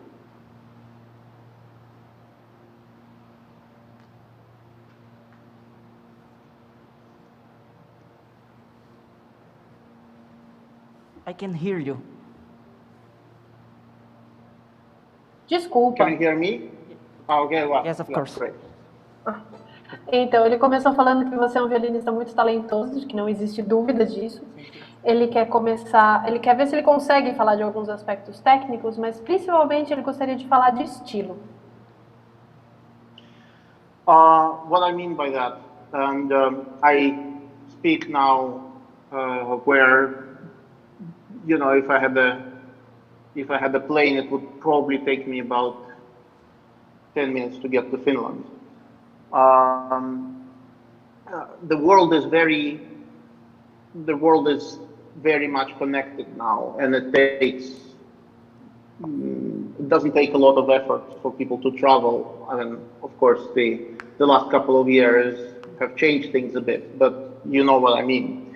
The world used to be much more, people used to be much more influenced by where they lived and what they knew about the world around them. Então, assim, hoje em dia o mundo está muito mais conectado. Assim, do lugar onde ele está até a Finlândia, se ele catar um avião, demora tipo uns 10 minutos. Exagerando um pouco, mas mesmo com a questão da pandemia, essa conectividade, essa possibilidade de ir até outros lugares e conhecer outras culturas, hoje em dia é muito maior. Antigamente não era bem assim. As pessoas eram muito mais influenciadas pela cultura e os costumes dos lugares onde elas estavam geograficamente. And I hope that one day, if you'll get a chance to visit this part of the world, especially a bit further north than where I am right now, and you know, if you get to Finland and then Scandinavia, you probably have a much clearer idea of what Sibelius means to say in his music. Talvez se um dia você tiver a oportunidade de ir para um lugar um pouco mais ao norte de onde o professor está agora, ou se você for para a Península Escandinava, lá na terra dos Sibelius, lá na Finlândia, talvez você entenda melhor o que ele tenha querido dizer com essa música. Basically, the nature in this part of the world is much more unforgiving. The summers are short, and the winters are brutal. And I think also this affects very much his music, where it's not as flexible as when you go south towards the Mediterranean. I think it's possible. What I'm trying to say is that in this nature, it's possible for the most beautiful things to grow, but only for a short time and under certain conditions. E aí o que acontece nesses lugares bem ao norte da Europa é que a natureza ela não perdoa. Os verões são super curtos e os invernos são brutais, né? É diferente se você vai já mais para o sul da Europa, onde você encontra o Mediterrâneo, onde tudo é um pouco mais quente, a natureza é um pouco mais flexível. Então, assim, nesses lugares muito gelados, as coisas mais bonitas florescem, mas só por um curto período de tempo e sob condições bem específicas.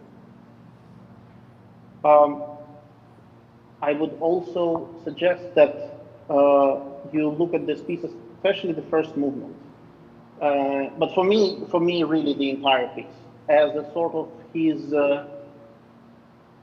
offering to his country. I think his entire music is, in a way, an offering to Finland. He was actually very patriotic. He, I don't know if you know, but he died a very old man. But the last maybe 30 years of his life, he didn't write anything. He just stopped. At one point, he just stopped writing music and lived in his, country house somewhere in the woods and just drank. Bom, ele está falando que esse concerto para violino é praticamente uma homenagem à Finlândia, ao país dele, porque ele era muito patriótico, o Sibelius. Eu não sei se você sabe, mas o Sibelius morreu bem velhinho. Mas a partir de um determinado ponto na vida dele, ele parou de compor, se enfiou na casa de campo e só bebia. Yeah. There was actually, in 1940, there was a short war between the Soviet Union and Finland when Stalin wanted to take over Finland because it used to belong to the Russian Empire, and so this was when Stalin captured the Baltic states, again the Estonia, Latvia, and Lithuania, where I'm at right now, and he tried to capture Finland as well, but they actually started fighting back, and they lost some parts of the country, but they actually kept their independence. And what is interesting is that Sibelius, who was an old man then, he came out of retirement and went on Finnish radio to give speeches to the troops, motivating the troops. And the recordings of his speeches, they still exist. It's actually quite impressive to listen to. E aí ele conta uma história de uma pequena guerra que aconteceu por volta de 1940, quando a União Soviética tentou invadir a Finlândia e tomar a Finlândia. Foi mais ou menos na mesma época que a União Soviética tomou os países bálticos, a Lituânia, Letônia e Estônia, que ele está na Lituânia agora, né? Então a União Soviética tinha tomado esses países, que são os países bálticos, e aí foi para a Escandinávia e queria tomar a Finlândia. E os finlandeses brigaram de volta. Assim, eles perderam um pedacinho do país, mas eles conseguiram manter a independência. E nessa época o Sibelius já estava velhinho, e ele foi ao rádio e dava discursos motivacionais para as tropas finlandesas. E existe gravação desses discursos, e o professor disse que é impressionante de ouvir. My suggestion for you would be not to think about this piece in human, personal terms. This is not really a love story, this piece. This is much more this should be much more like watching a nature documentary. This should be like watching big aerial shots of forests, lakes, fjords, mountains, things like that. A sugestão interpretativa que ele dá para você em relação a esse concerto é não pensar em termos de personagens humanos, pessoas, mas pensar em termos de documentários sobre a natureza, vistas aéreas de grandes florestas, de fiordes, de rios e coisas desse tipo. So the piece begins. I know the opening dynamic is mezzo forte espressivo. And I know that we as players, we see the Italian word espressivo, and we immediately think, Italian, you know? We think, you know? But there are different, to say expressive. The word express, what does it mean? It can mean so many different things. It does not necessarily have to, again, to be a love letter to someone. It's just, you know, basically you're expressing something. What is it that you're expressing? That is the question. Yes. Ele diz que a gente, enquanto músicos, a gente está escrito na partitura no começo, né? Mezzo forte e expressivo. E a gente tende a olhar para essas palavras italianas e pensar em italiano, né? Mas, na verdade, a palavra expressivo quer dizer muitas coisas. Né? Então, qual é o tipo de expressão e o que você está querendo expressar com essa música? Do you remember which instrument plays the theme after you? So you play The clarinet. Você lembra qual instrumento que toca o tema depois de você? The clarinet. Na orquestra? I guess. Exactly. It's a clarinet that replies. So I think if you sound like too much like a violin in the beginning, then that effect is lost. Instead, consider that the first three notes of this piece are the most overtone rich on the violin. You should play the first G so that the open G responds.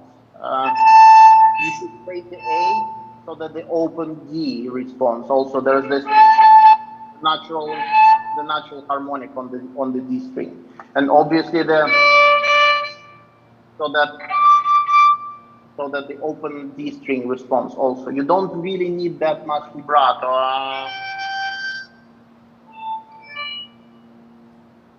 It's almost like a formula. These three notes. Então ele está sugerindo de você tocar esse começo, considerando que depois vem o clarinete, não tanto assim super violinístico, né? Mas presta bastante atenção nos harmônicos que você consegue suscitar com cada uma das notas. Então você tem sol, lá e ré, né? E cada uma dessas notas faz alguma corda solta vibrar. Então tocar essas três primeiras notas quase como uma fórmula.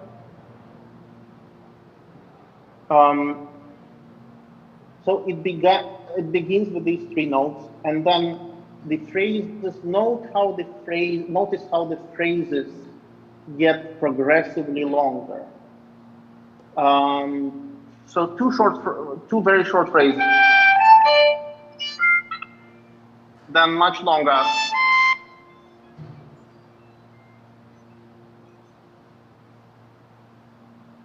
Now longer still.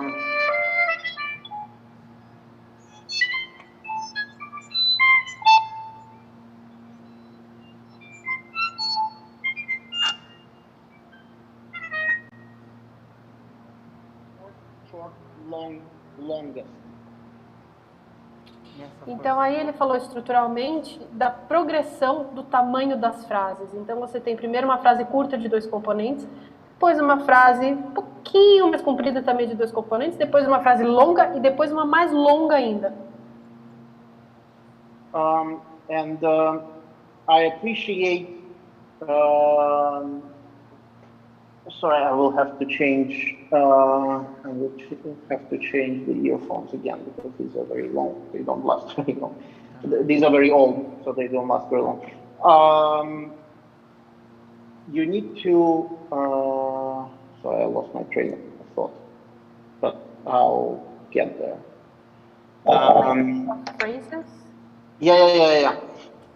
So I was going to say that I appreciate that you are doing the right rhythm in the section.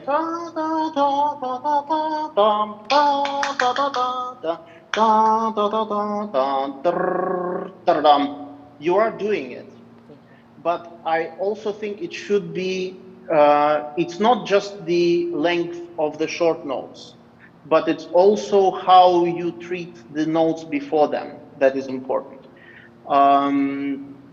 So when you have the broad rhythm,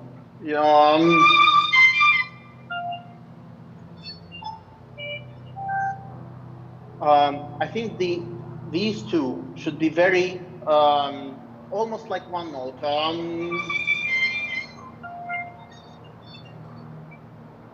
Then this one before that, I would suggest hold it as long as you can.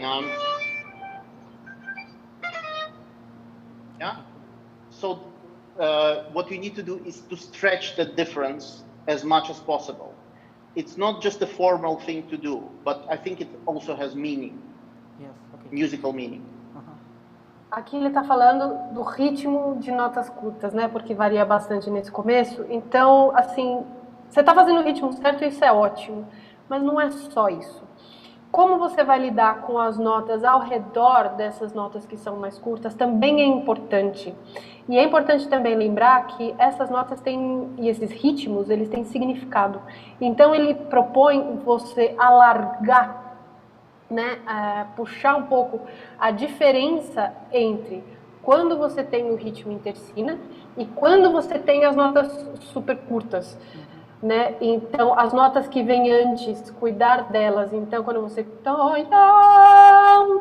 Essa nota longa, esticar ela bastante.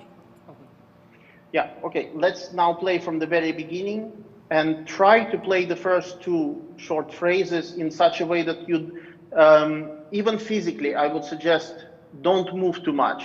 You know, don't do too much there. Don't disturb things. It's like something which is very clear, but very far away.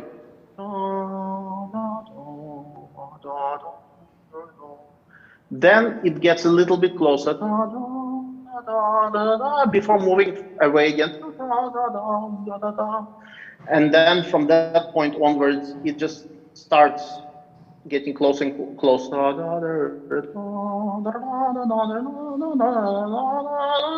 And then it's just one slow movement forward all the time. Okay. But don't do it too soon. Don't do it in the first two phrases. E aí ele pediu para você tocar do começo de novo, e principalmente nas duas primeiras frases, que são as frases curtinhas, para, mesmo fisicamente, não fazer muita coisa. É uma imagem muito clara, mas muito distante. Talvez chegue um pouquinho mais perto, mas não muito. Mantenha essa distância. Só a partir da terceira frase é que essa imagem vai começar a chegar cada vez mais perto. Então não desperdiça já essa proximidade logo nas duas primeiras frases. Mantenha elas longe de você e mesmo fisicamente. Tá longe. Okay.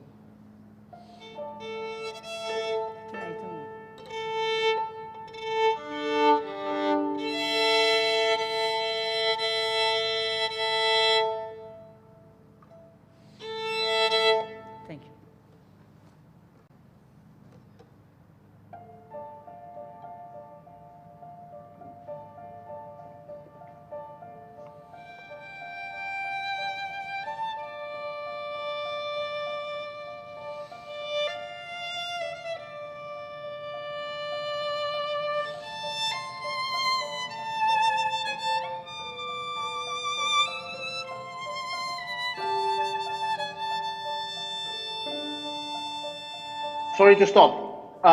It felt to me like in the third phrase, you sound good, but in the third phrase, I felt that you were kind of nodding for ta ta ta ta ta ta ta, rather than ta ta ya ta ta ta ta. Imagine there is a crescendo on those notes without making a crescendo.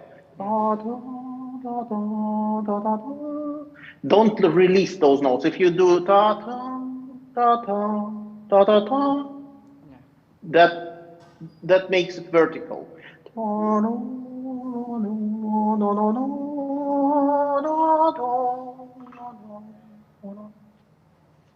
Foi bom, mas ele sentiu que na terceira frase você estava, tipo, sabe, marcando com a cabeça a cada tempo. E ele sente que é uma frase única. É como se você tocasse com o crescendo, mas sem fazer soar o crescendo. Então você dá continuidade a todas as notas e você não larga as notas que são mais compridas. Você faz um som contínuo levando a nota seguinte.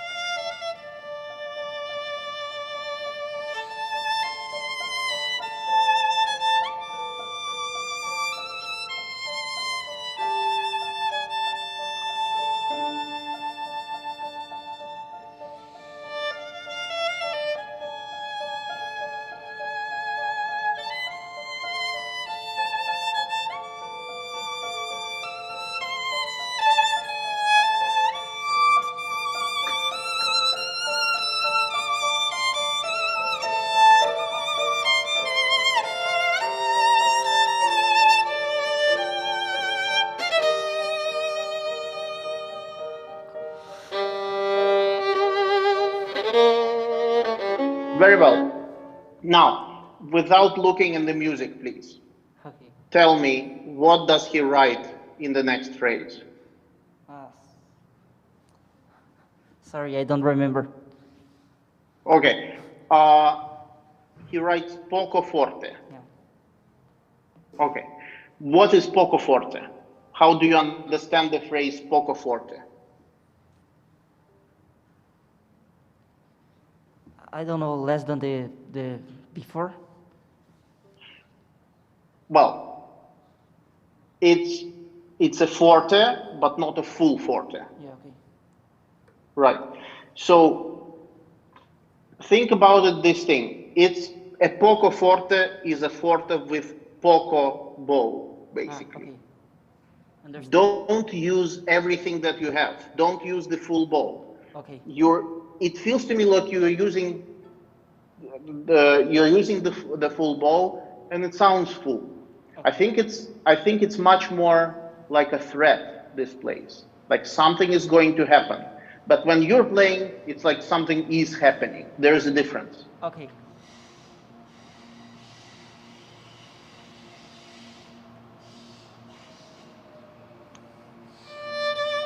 Sorry. Cannot hear you. Oh, desculpa, o microfone estava ligado. Então ele disse que na passagem seguinte está escrito pouco forte. O que seria pouco forte? Um forte com pouco arco. Ele sente que você já está usando o arco inteiro logo de cara. E esse pedaço, na verdade, ele soa mais como uma ameaça, algo do tipo, algo está para acontecer. Só que do jeito que você está tocando com o arco inteiro, está soando, algo está acontecendo. Então é um forte, mas não o pleno. So try being very intense, but not with everything.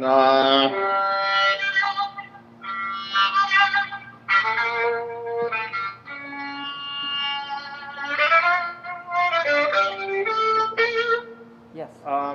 Don't open up yet, because it kind of goes towards full forte, and it feels like it should get there, but it doesn't.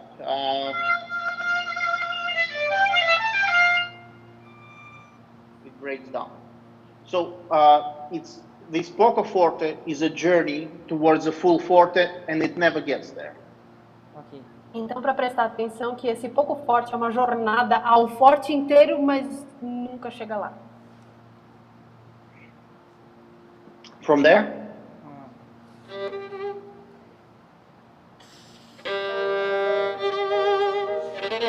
You're using the whole bow again. Sorry. Just imagine this is all you have.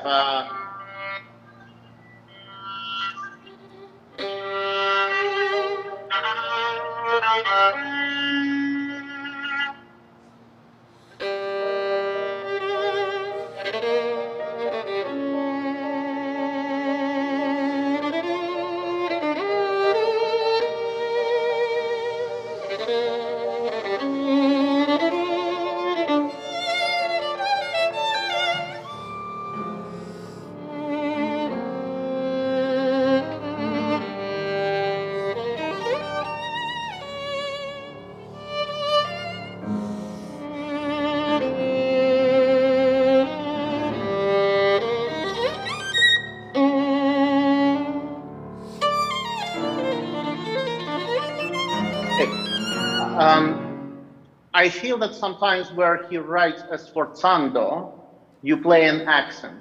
Ah, yes. Okay. These are different things. Sforzando is not really about biting the note. It's not ta. It's much of a. It's more like a sigh, Yeah. if you know what I mean. Yes, yes. It's not necessarily about the beginning of the note. Yeah, okay. Então, tem que tomar cuidado com a diferença entre acento e esforçando, né? O acento é mais morder a corda, né? Salientar o começo da nota, e o esforçando é mais como um suspiro. Can I From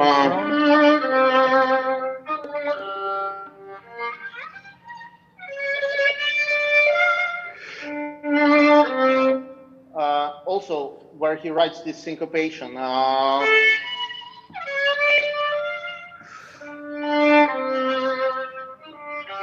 I think he deliberately writes it in an unclear place. It's not on the beat.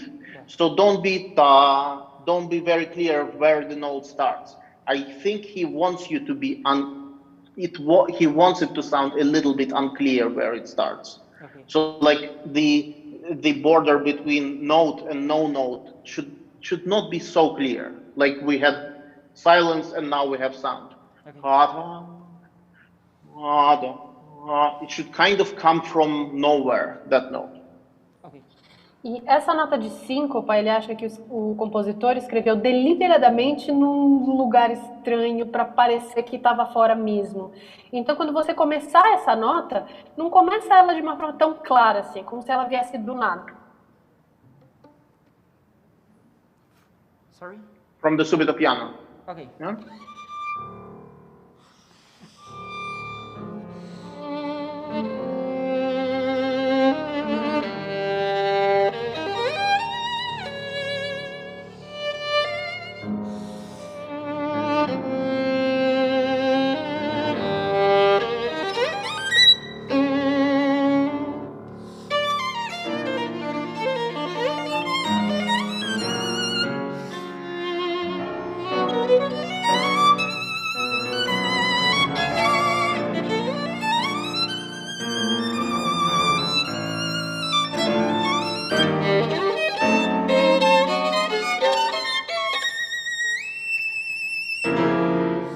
Very well. Okay. Now, you need to observe his hairpins much more. Okay. This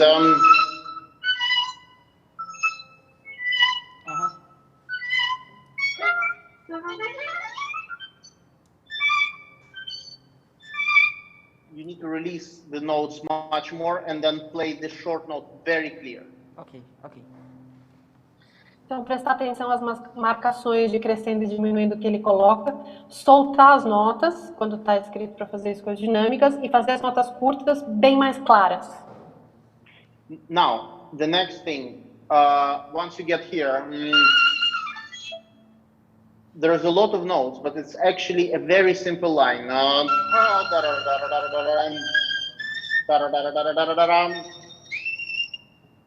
It's a very simple line. Don't lose sight of that line behind all the many small notes. So that's the note we need to remember. because that's the next. It's just an octave lower, but it should be something like that. Yeah. And then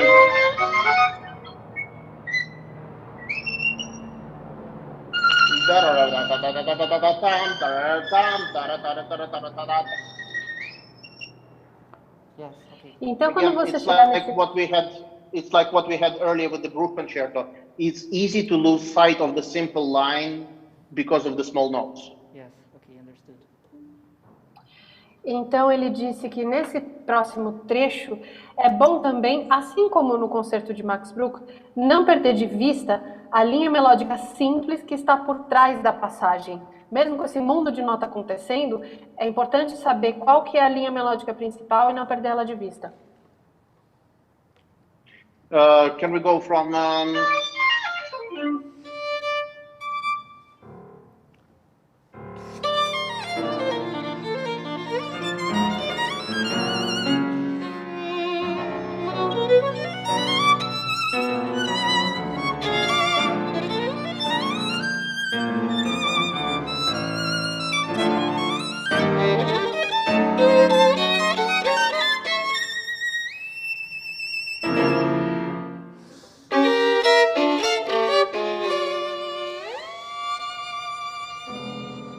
yeah.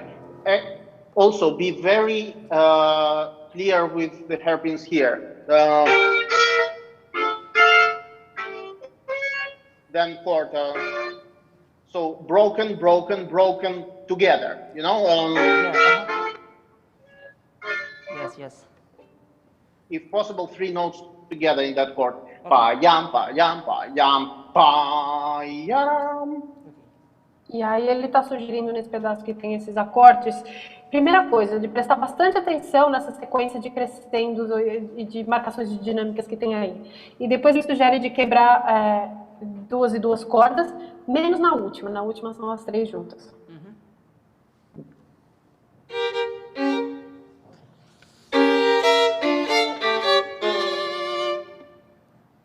Yeah, and also keep when you play the chord, don't take off the bass, because I can hear that note every time, even here on camera, which means that it's more in person. Yes, okay. Make sure you keep the 3 fingers, all 3 fingers on the string, and vibrate everything. Yeah, if you can. Quando você fizer esse último acorde, não tire o primeiro dedo da corda enquanto você ainda estiver tocando as 2 cordas de cima, porque mesmo na câmera deu para ouvir o som da corda sol sendo solta, então quer dizer que ao vivo está mais ainda. Então assim, mantenha todos os dedos na corda e vibra durante toda a duração do acorde.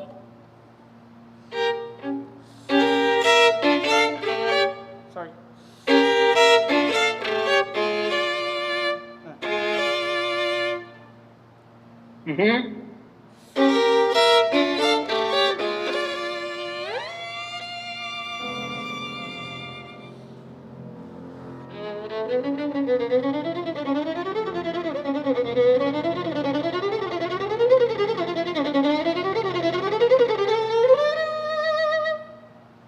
Very well. What in that section? What does he write in the music? What is the word? Leggero, I guess.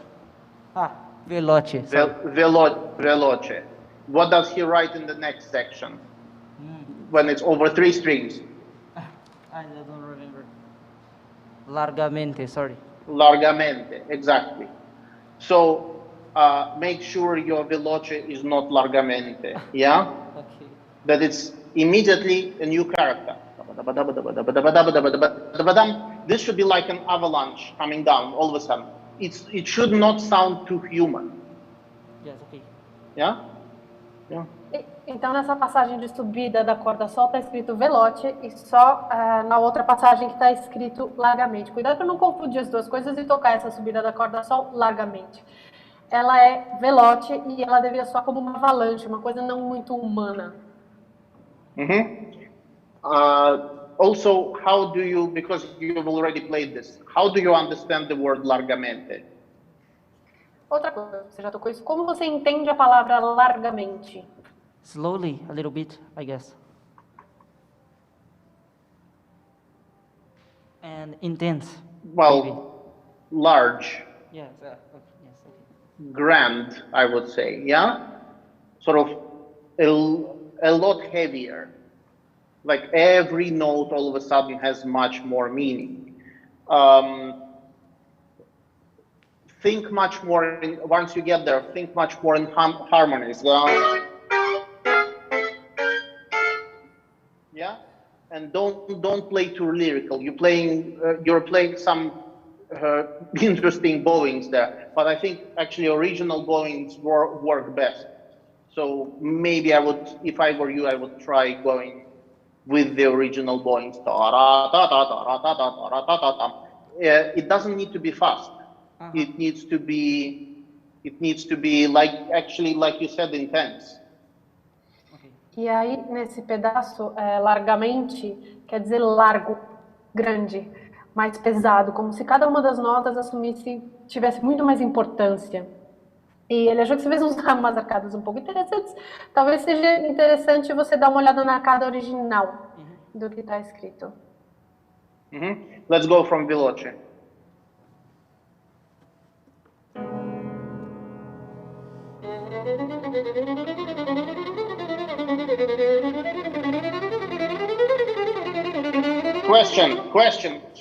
Question.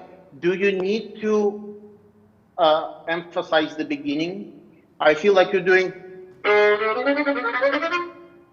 isn't it an upbeat?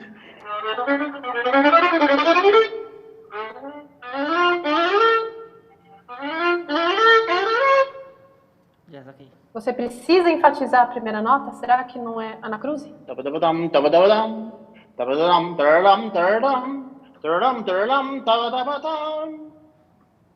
Keep it simple. Yes, okay.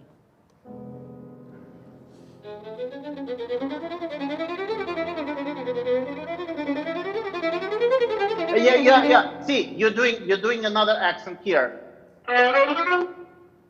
Okay. Don't. Yeah.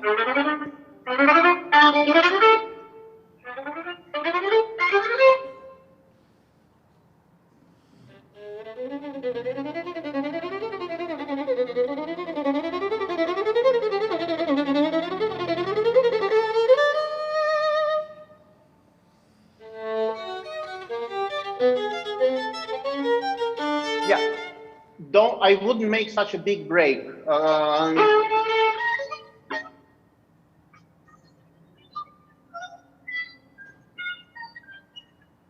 It continues, doesn't it? Yes.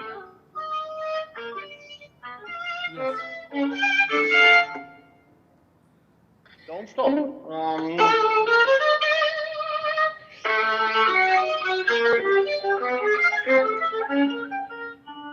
At least get here.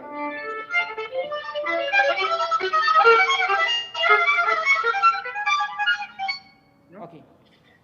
Então, ele não considera que existe uma divisão tão grande assim entre a subida na corda sol e o que vem depois. É uma linha que continua, você tem que chegar pelo menos até aquele ponto na corda lá que ele mostrou e dali fazer outra coisa. Sorry.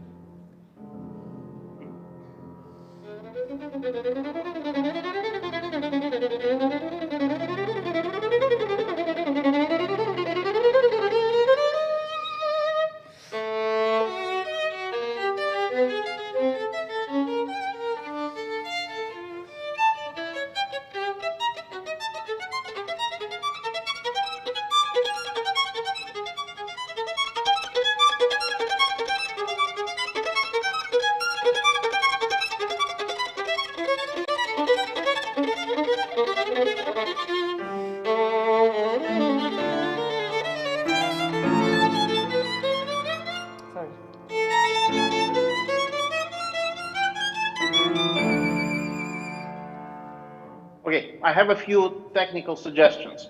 First of all, it feels to me like you are using coordination a lot, rather than just playing it. Your left hand is kind of going together with the bow, which is not good. Your your bow arm should feel as if it's playing on open strings all the time. Então, algumas sugestões técnicas. Primeiro, ele acha que está trabalhando muito coordenado, que a mão direita e a mão esquerda estão fazendo as coisas ao mesmo tempo. Isso não é muito bom. É importante que o arco sinta sempre como se ele estivesse tocando em corda solta. So, when you're going with the harmony, picture the next chord, drop it on the string, then play it. Because if you feel that you're playing the chord and you're doing something with your left hand simultaneously, like you're changing the position of something, that means you're doing it wrong. Your left hand, once it goes onto a chord, it should stay in place and it should not be affected by what your bow does. I have a question about that. Yeah. What about fingers that are very thin? Does it apply the same? Is it the same principle? Well, you mean about the fifths? Especially.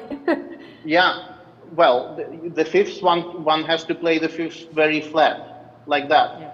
So basically, the finger should not be vertical. Yeah. Okay. If it does bend, it should bend in a different direction, like that. That's how you play fifths. I mean, my fingers are not particularly thick. It's just that you have to make them thick by placing them flat with all the flash that you have. Because once you have them curved, you have nowhere to go. Yeah. You can only curve them further. But if you place them kind of, imagine, let's say if you're placing, if you have to play a fifth on the A and E strings, then first place your finger on the D and A, and then just gradually fall onto the next two, like this. So this way you occupy a lot more space, like that. See? Rather than directly pressing into the string. This way you don't have to press. This way you just use the weight of the arm. So it's a way of positioning differently, but still the principle of putting the chord and don't having to move your arm keeps. Like this.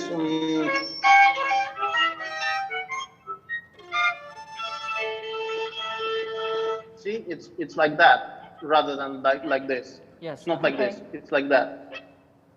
This way, you're occupying much more. Your finger actually becomes thicker this way. Então ele estava dizendo para o Guilherme é o seguinte: nesse pedaço que tem os acordes, é importante que a forma de mão esquerda esteja montada no acorde antes do arco ir para essas cordas. Então o jeito de estudar é: toca um acorde, imagina o próximo acorde, imagina como é que ele vai estar montado na corda fisicamente, monta, deixa lá do jeito certo e aí toca o acorde seguinte e assim por diante. Se no meio do acorde você precisar mover o braço esquerdo ou mover a mão para ajustar naquele momento alguma nota dentro do acorde, significa que a montagem de acorde que você fez não está boa. E aí eu perguntei se o mesmo vale para quem tem dedos finos, e ele disse que sim.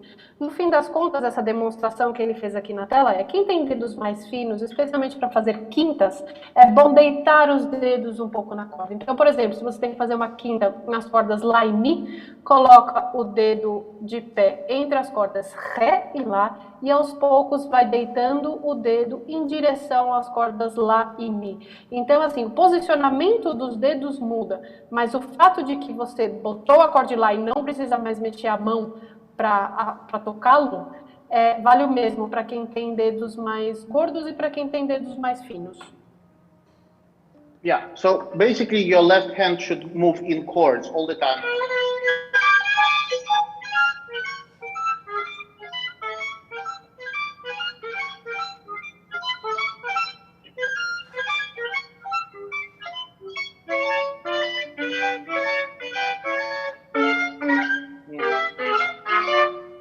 And once you start playing on three strings,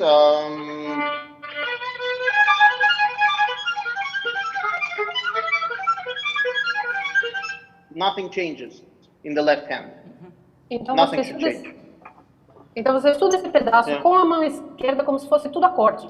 E aí quando o seu arco estiver fazendo o desenho, né, a articulação tocando individualmente cada uma das 3 cordas, para a mão esquerda nada muda. Then, in this place, once you get to the broken octaves,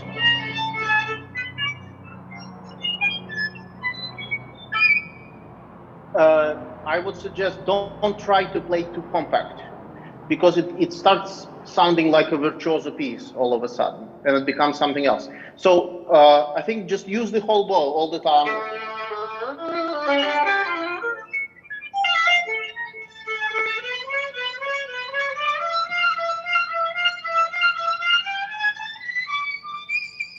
It will also stop you from rushing.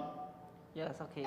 Então, nesse pedaço das oitavas, ele sugeriu que você não toque de forma muito compacta, porque senão vai começar a soar como uma peça virtuosa e não é. Então, em todo o trecho, antes de começar a subida de oitavas, usa o arco inteiro. E quando chegar nas oitavas, usa bastante arco, porque além de tudo, isso vai prevenir que você saia correndo. Now, I know we're already over time, but I wanted to cover this place.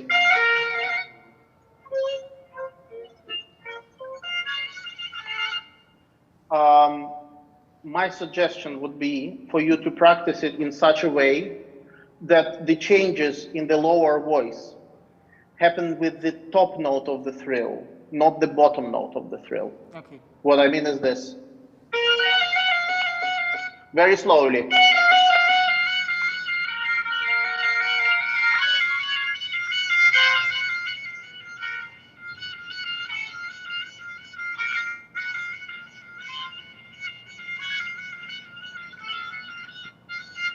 Then you can keep it continuously.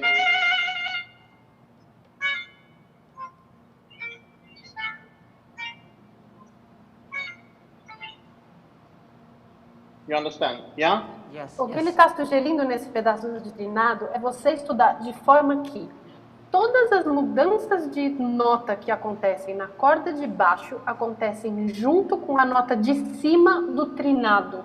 Foi isso que ele mostrou estudando lento. Yeah. So just practice it very slowly and increase the speed, and then it should sound polyphonic when you play. E aí, assim, estudar bem devagar e apressando aos poucos, e o intuito de fazer isso e de estudar desse jeito é que não soe separação, que soe uma linha contínua em todo esse pedaço que tem treinado. Okay. A few small things in the cadenza. Make sure we have the difference in the rhythm here. That's long. That's short. That's short. So 2, 3, 4. Yeah, just play the right rhythm. Okay. Very important. Muito importante tocar os ritmos corretos na cadência. Yeah, this material. And the first time that happens.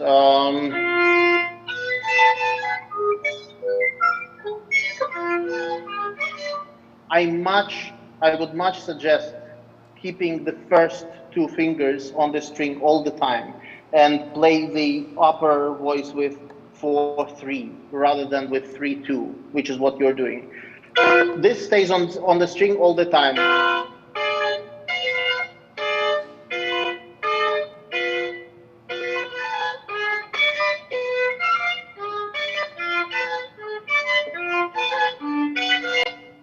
It's much more of a system because I can hear you lifting your second finger and putting it there. Okay. It's just the bottom line, I think, suffers from this fingering, which you're doing. Então, nesse trecho, ele está sugerindo de fazer o seguinte dedilhado. Manter primeiro e segundo dedo sempre nas notas, e as notas de cima, em vez de usar segundo e terceiro dedo, como ele viu que você está fazendo, usa terceiro e quarto. Fica um sistema de dedilhado mais homogêneo, e o que acontece quando você tira o segundo dedo da corda ré para botar na corda lá? Dá para ouvir, e essa nota de baixo acaba sofrendo. And the last thing, what does he write without looking in the music here? Sorry, I don't remember. Molto moderato. Yes. That's a very particular character, I think. When you played, it felt to me like you moved the tempo forward there. If anything, it should be the opposite. We've had this big ta ya ya tam pam. Then you need to take an emotional step back.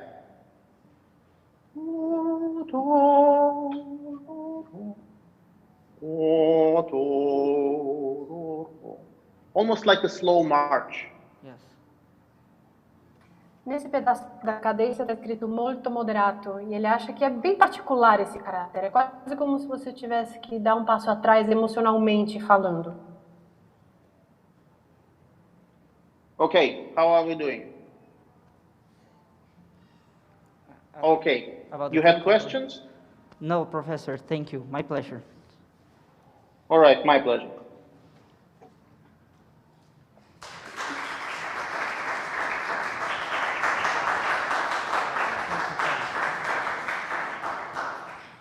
Boris, thank you so much for spending your time during your holidays there.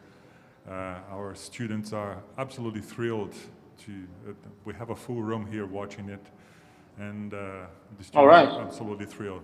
And we hope to having you back here in person in one of the next festivals. Yes, absolutely. Actually, I was feeling quite nostalgic looking at the music stands, which have the Osesp's logo on them. My last time playing with the Osesp was way back in 2010, I believe. That is when it was during the World Cup, and Brazil was still in by that time. I remember I actually watched Brazil versus North Korea in a bar, which was bizarre, but I think I was safe. Nobody thought I was from North Korea, so I was okay. Great. Yeah. Você pode traduzir, Helena? Obrigado. Ele sente muita saudade do Brasil. Talvez a última vez que ele tenha tocado com a Osesp tenha sido em 2010. E naquela época estava acontecendo a Copa do Mundo. E ele assistiu o jogo entre Brasil e Coreia do Norte num bar. Foi meio assustador, mas ele ficou tranquilo, porque acha que não foi confundido com um norte-coreano. Obrigado, Boris. Obrigado a Cecília Moita, pianista. Parabéns. O pianista Cecília Moita. Obrigado, Helena Picazzi, pela tradução. Translator Helena. E obrigado ao Lucas Gabriel, Lucas Henrique e ao Guilherme Pérez pela maravilhosa apresentação. Thank you again, Boris, and see you soon. Take care. My pleasure. Bye. Absolutely. Farewell.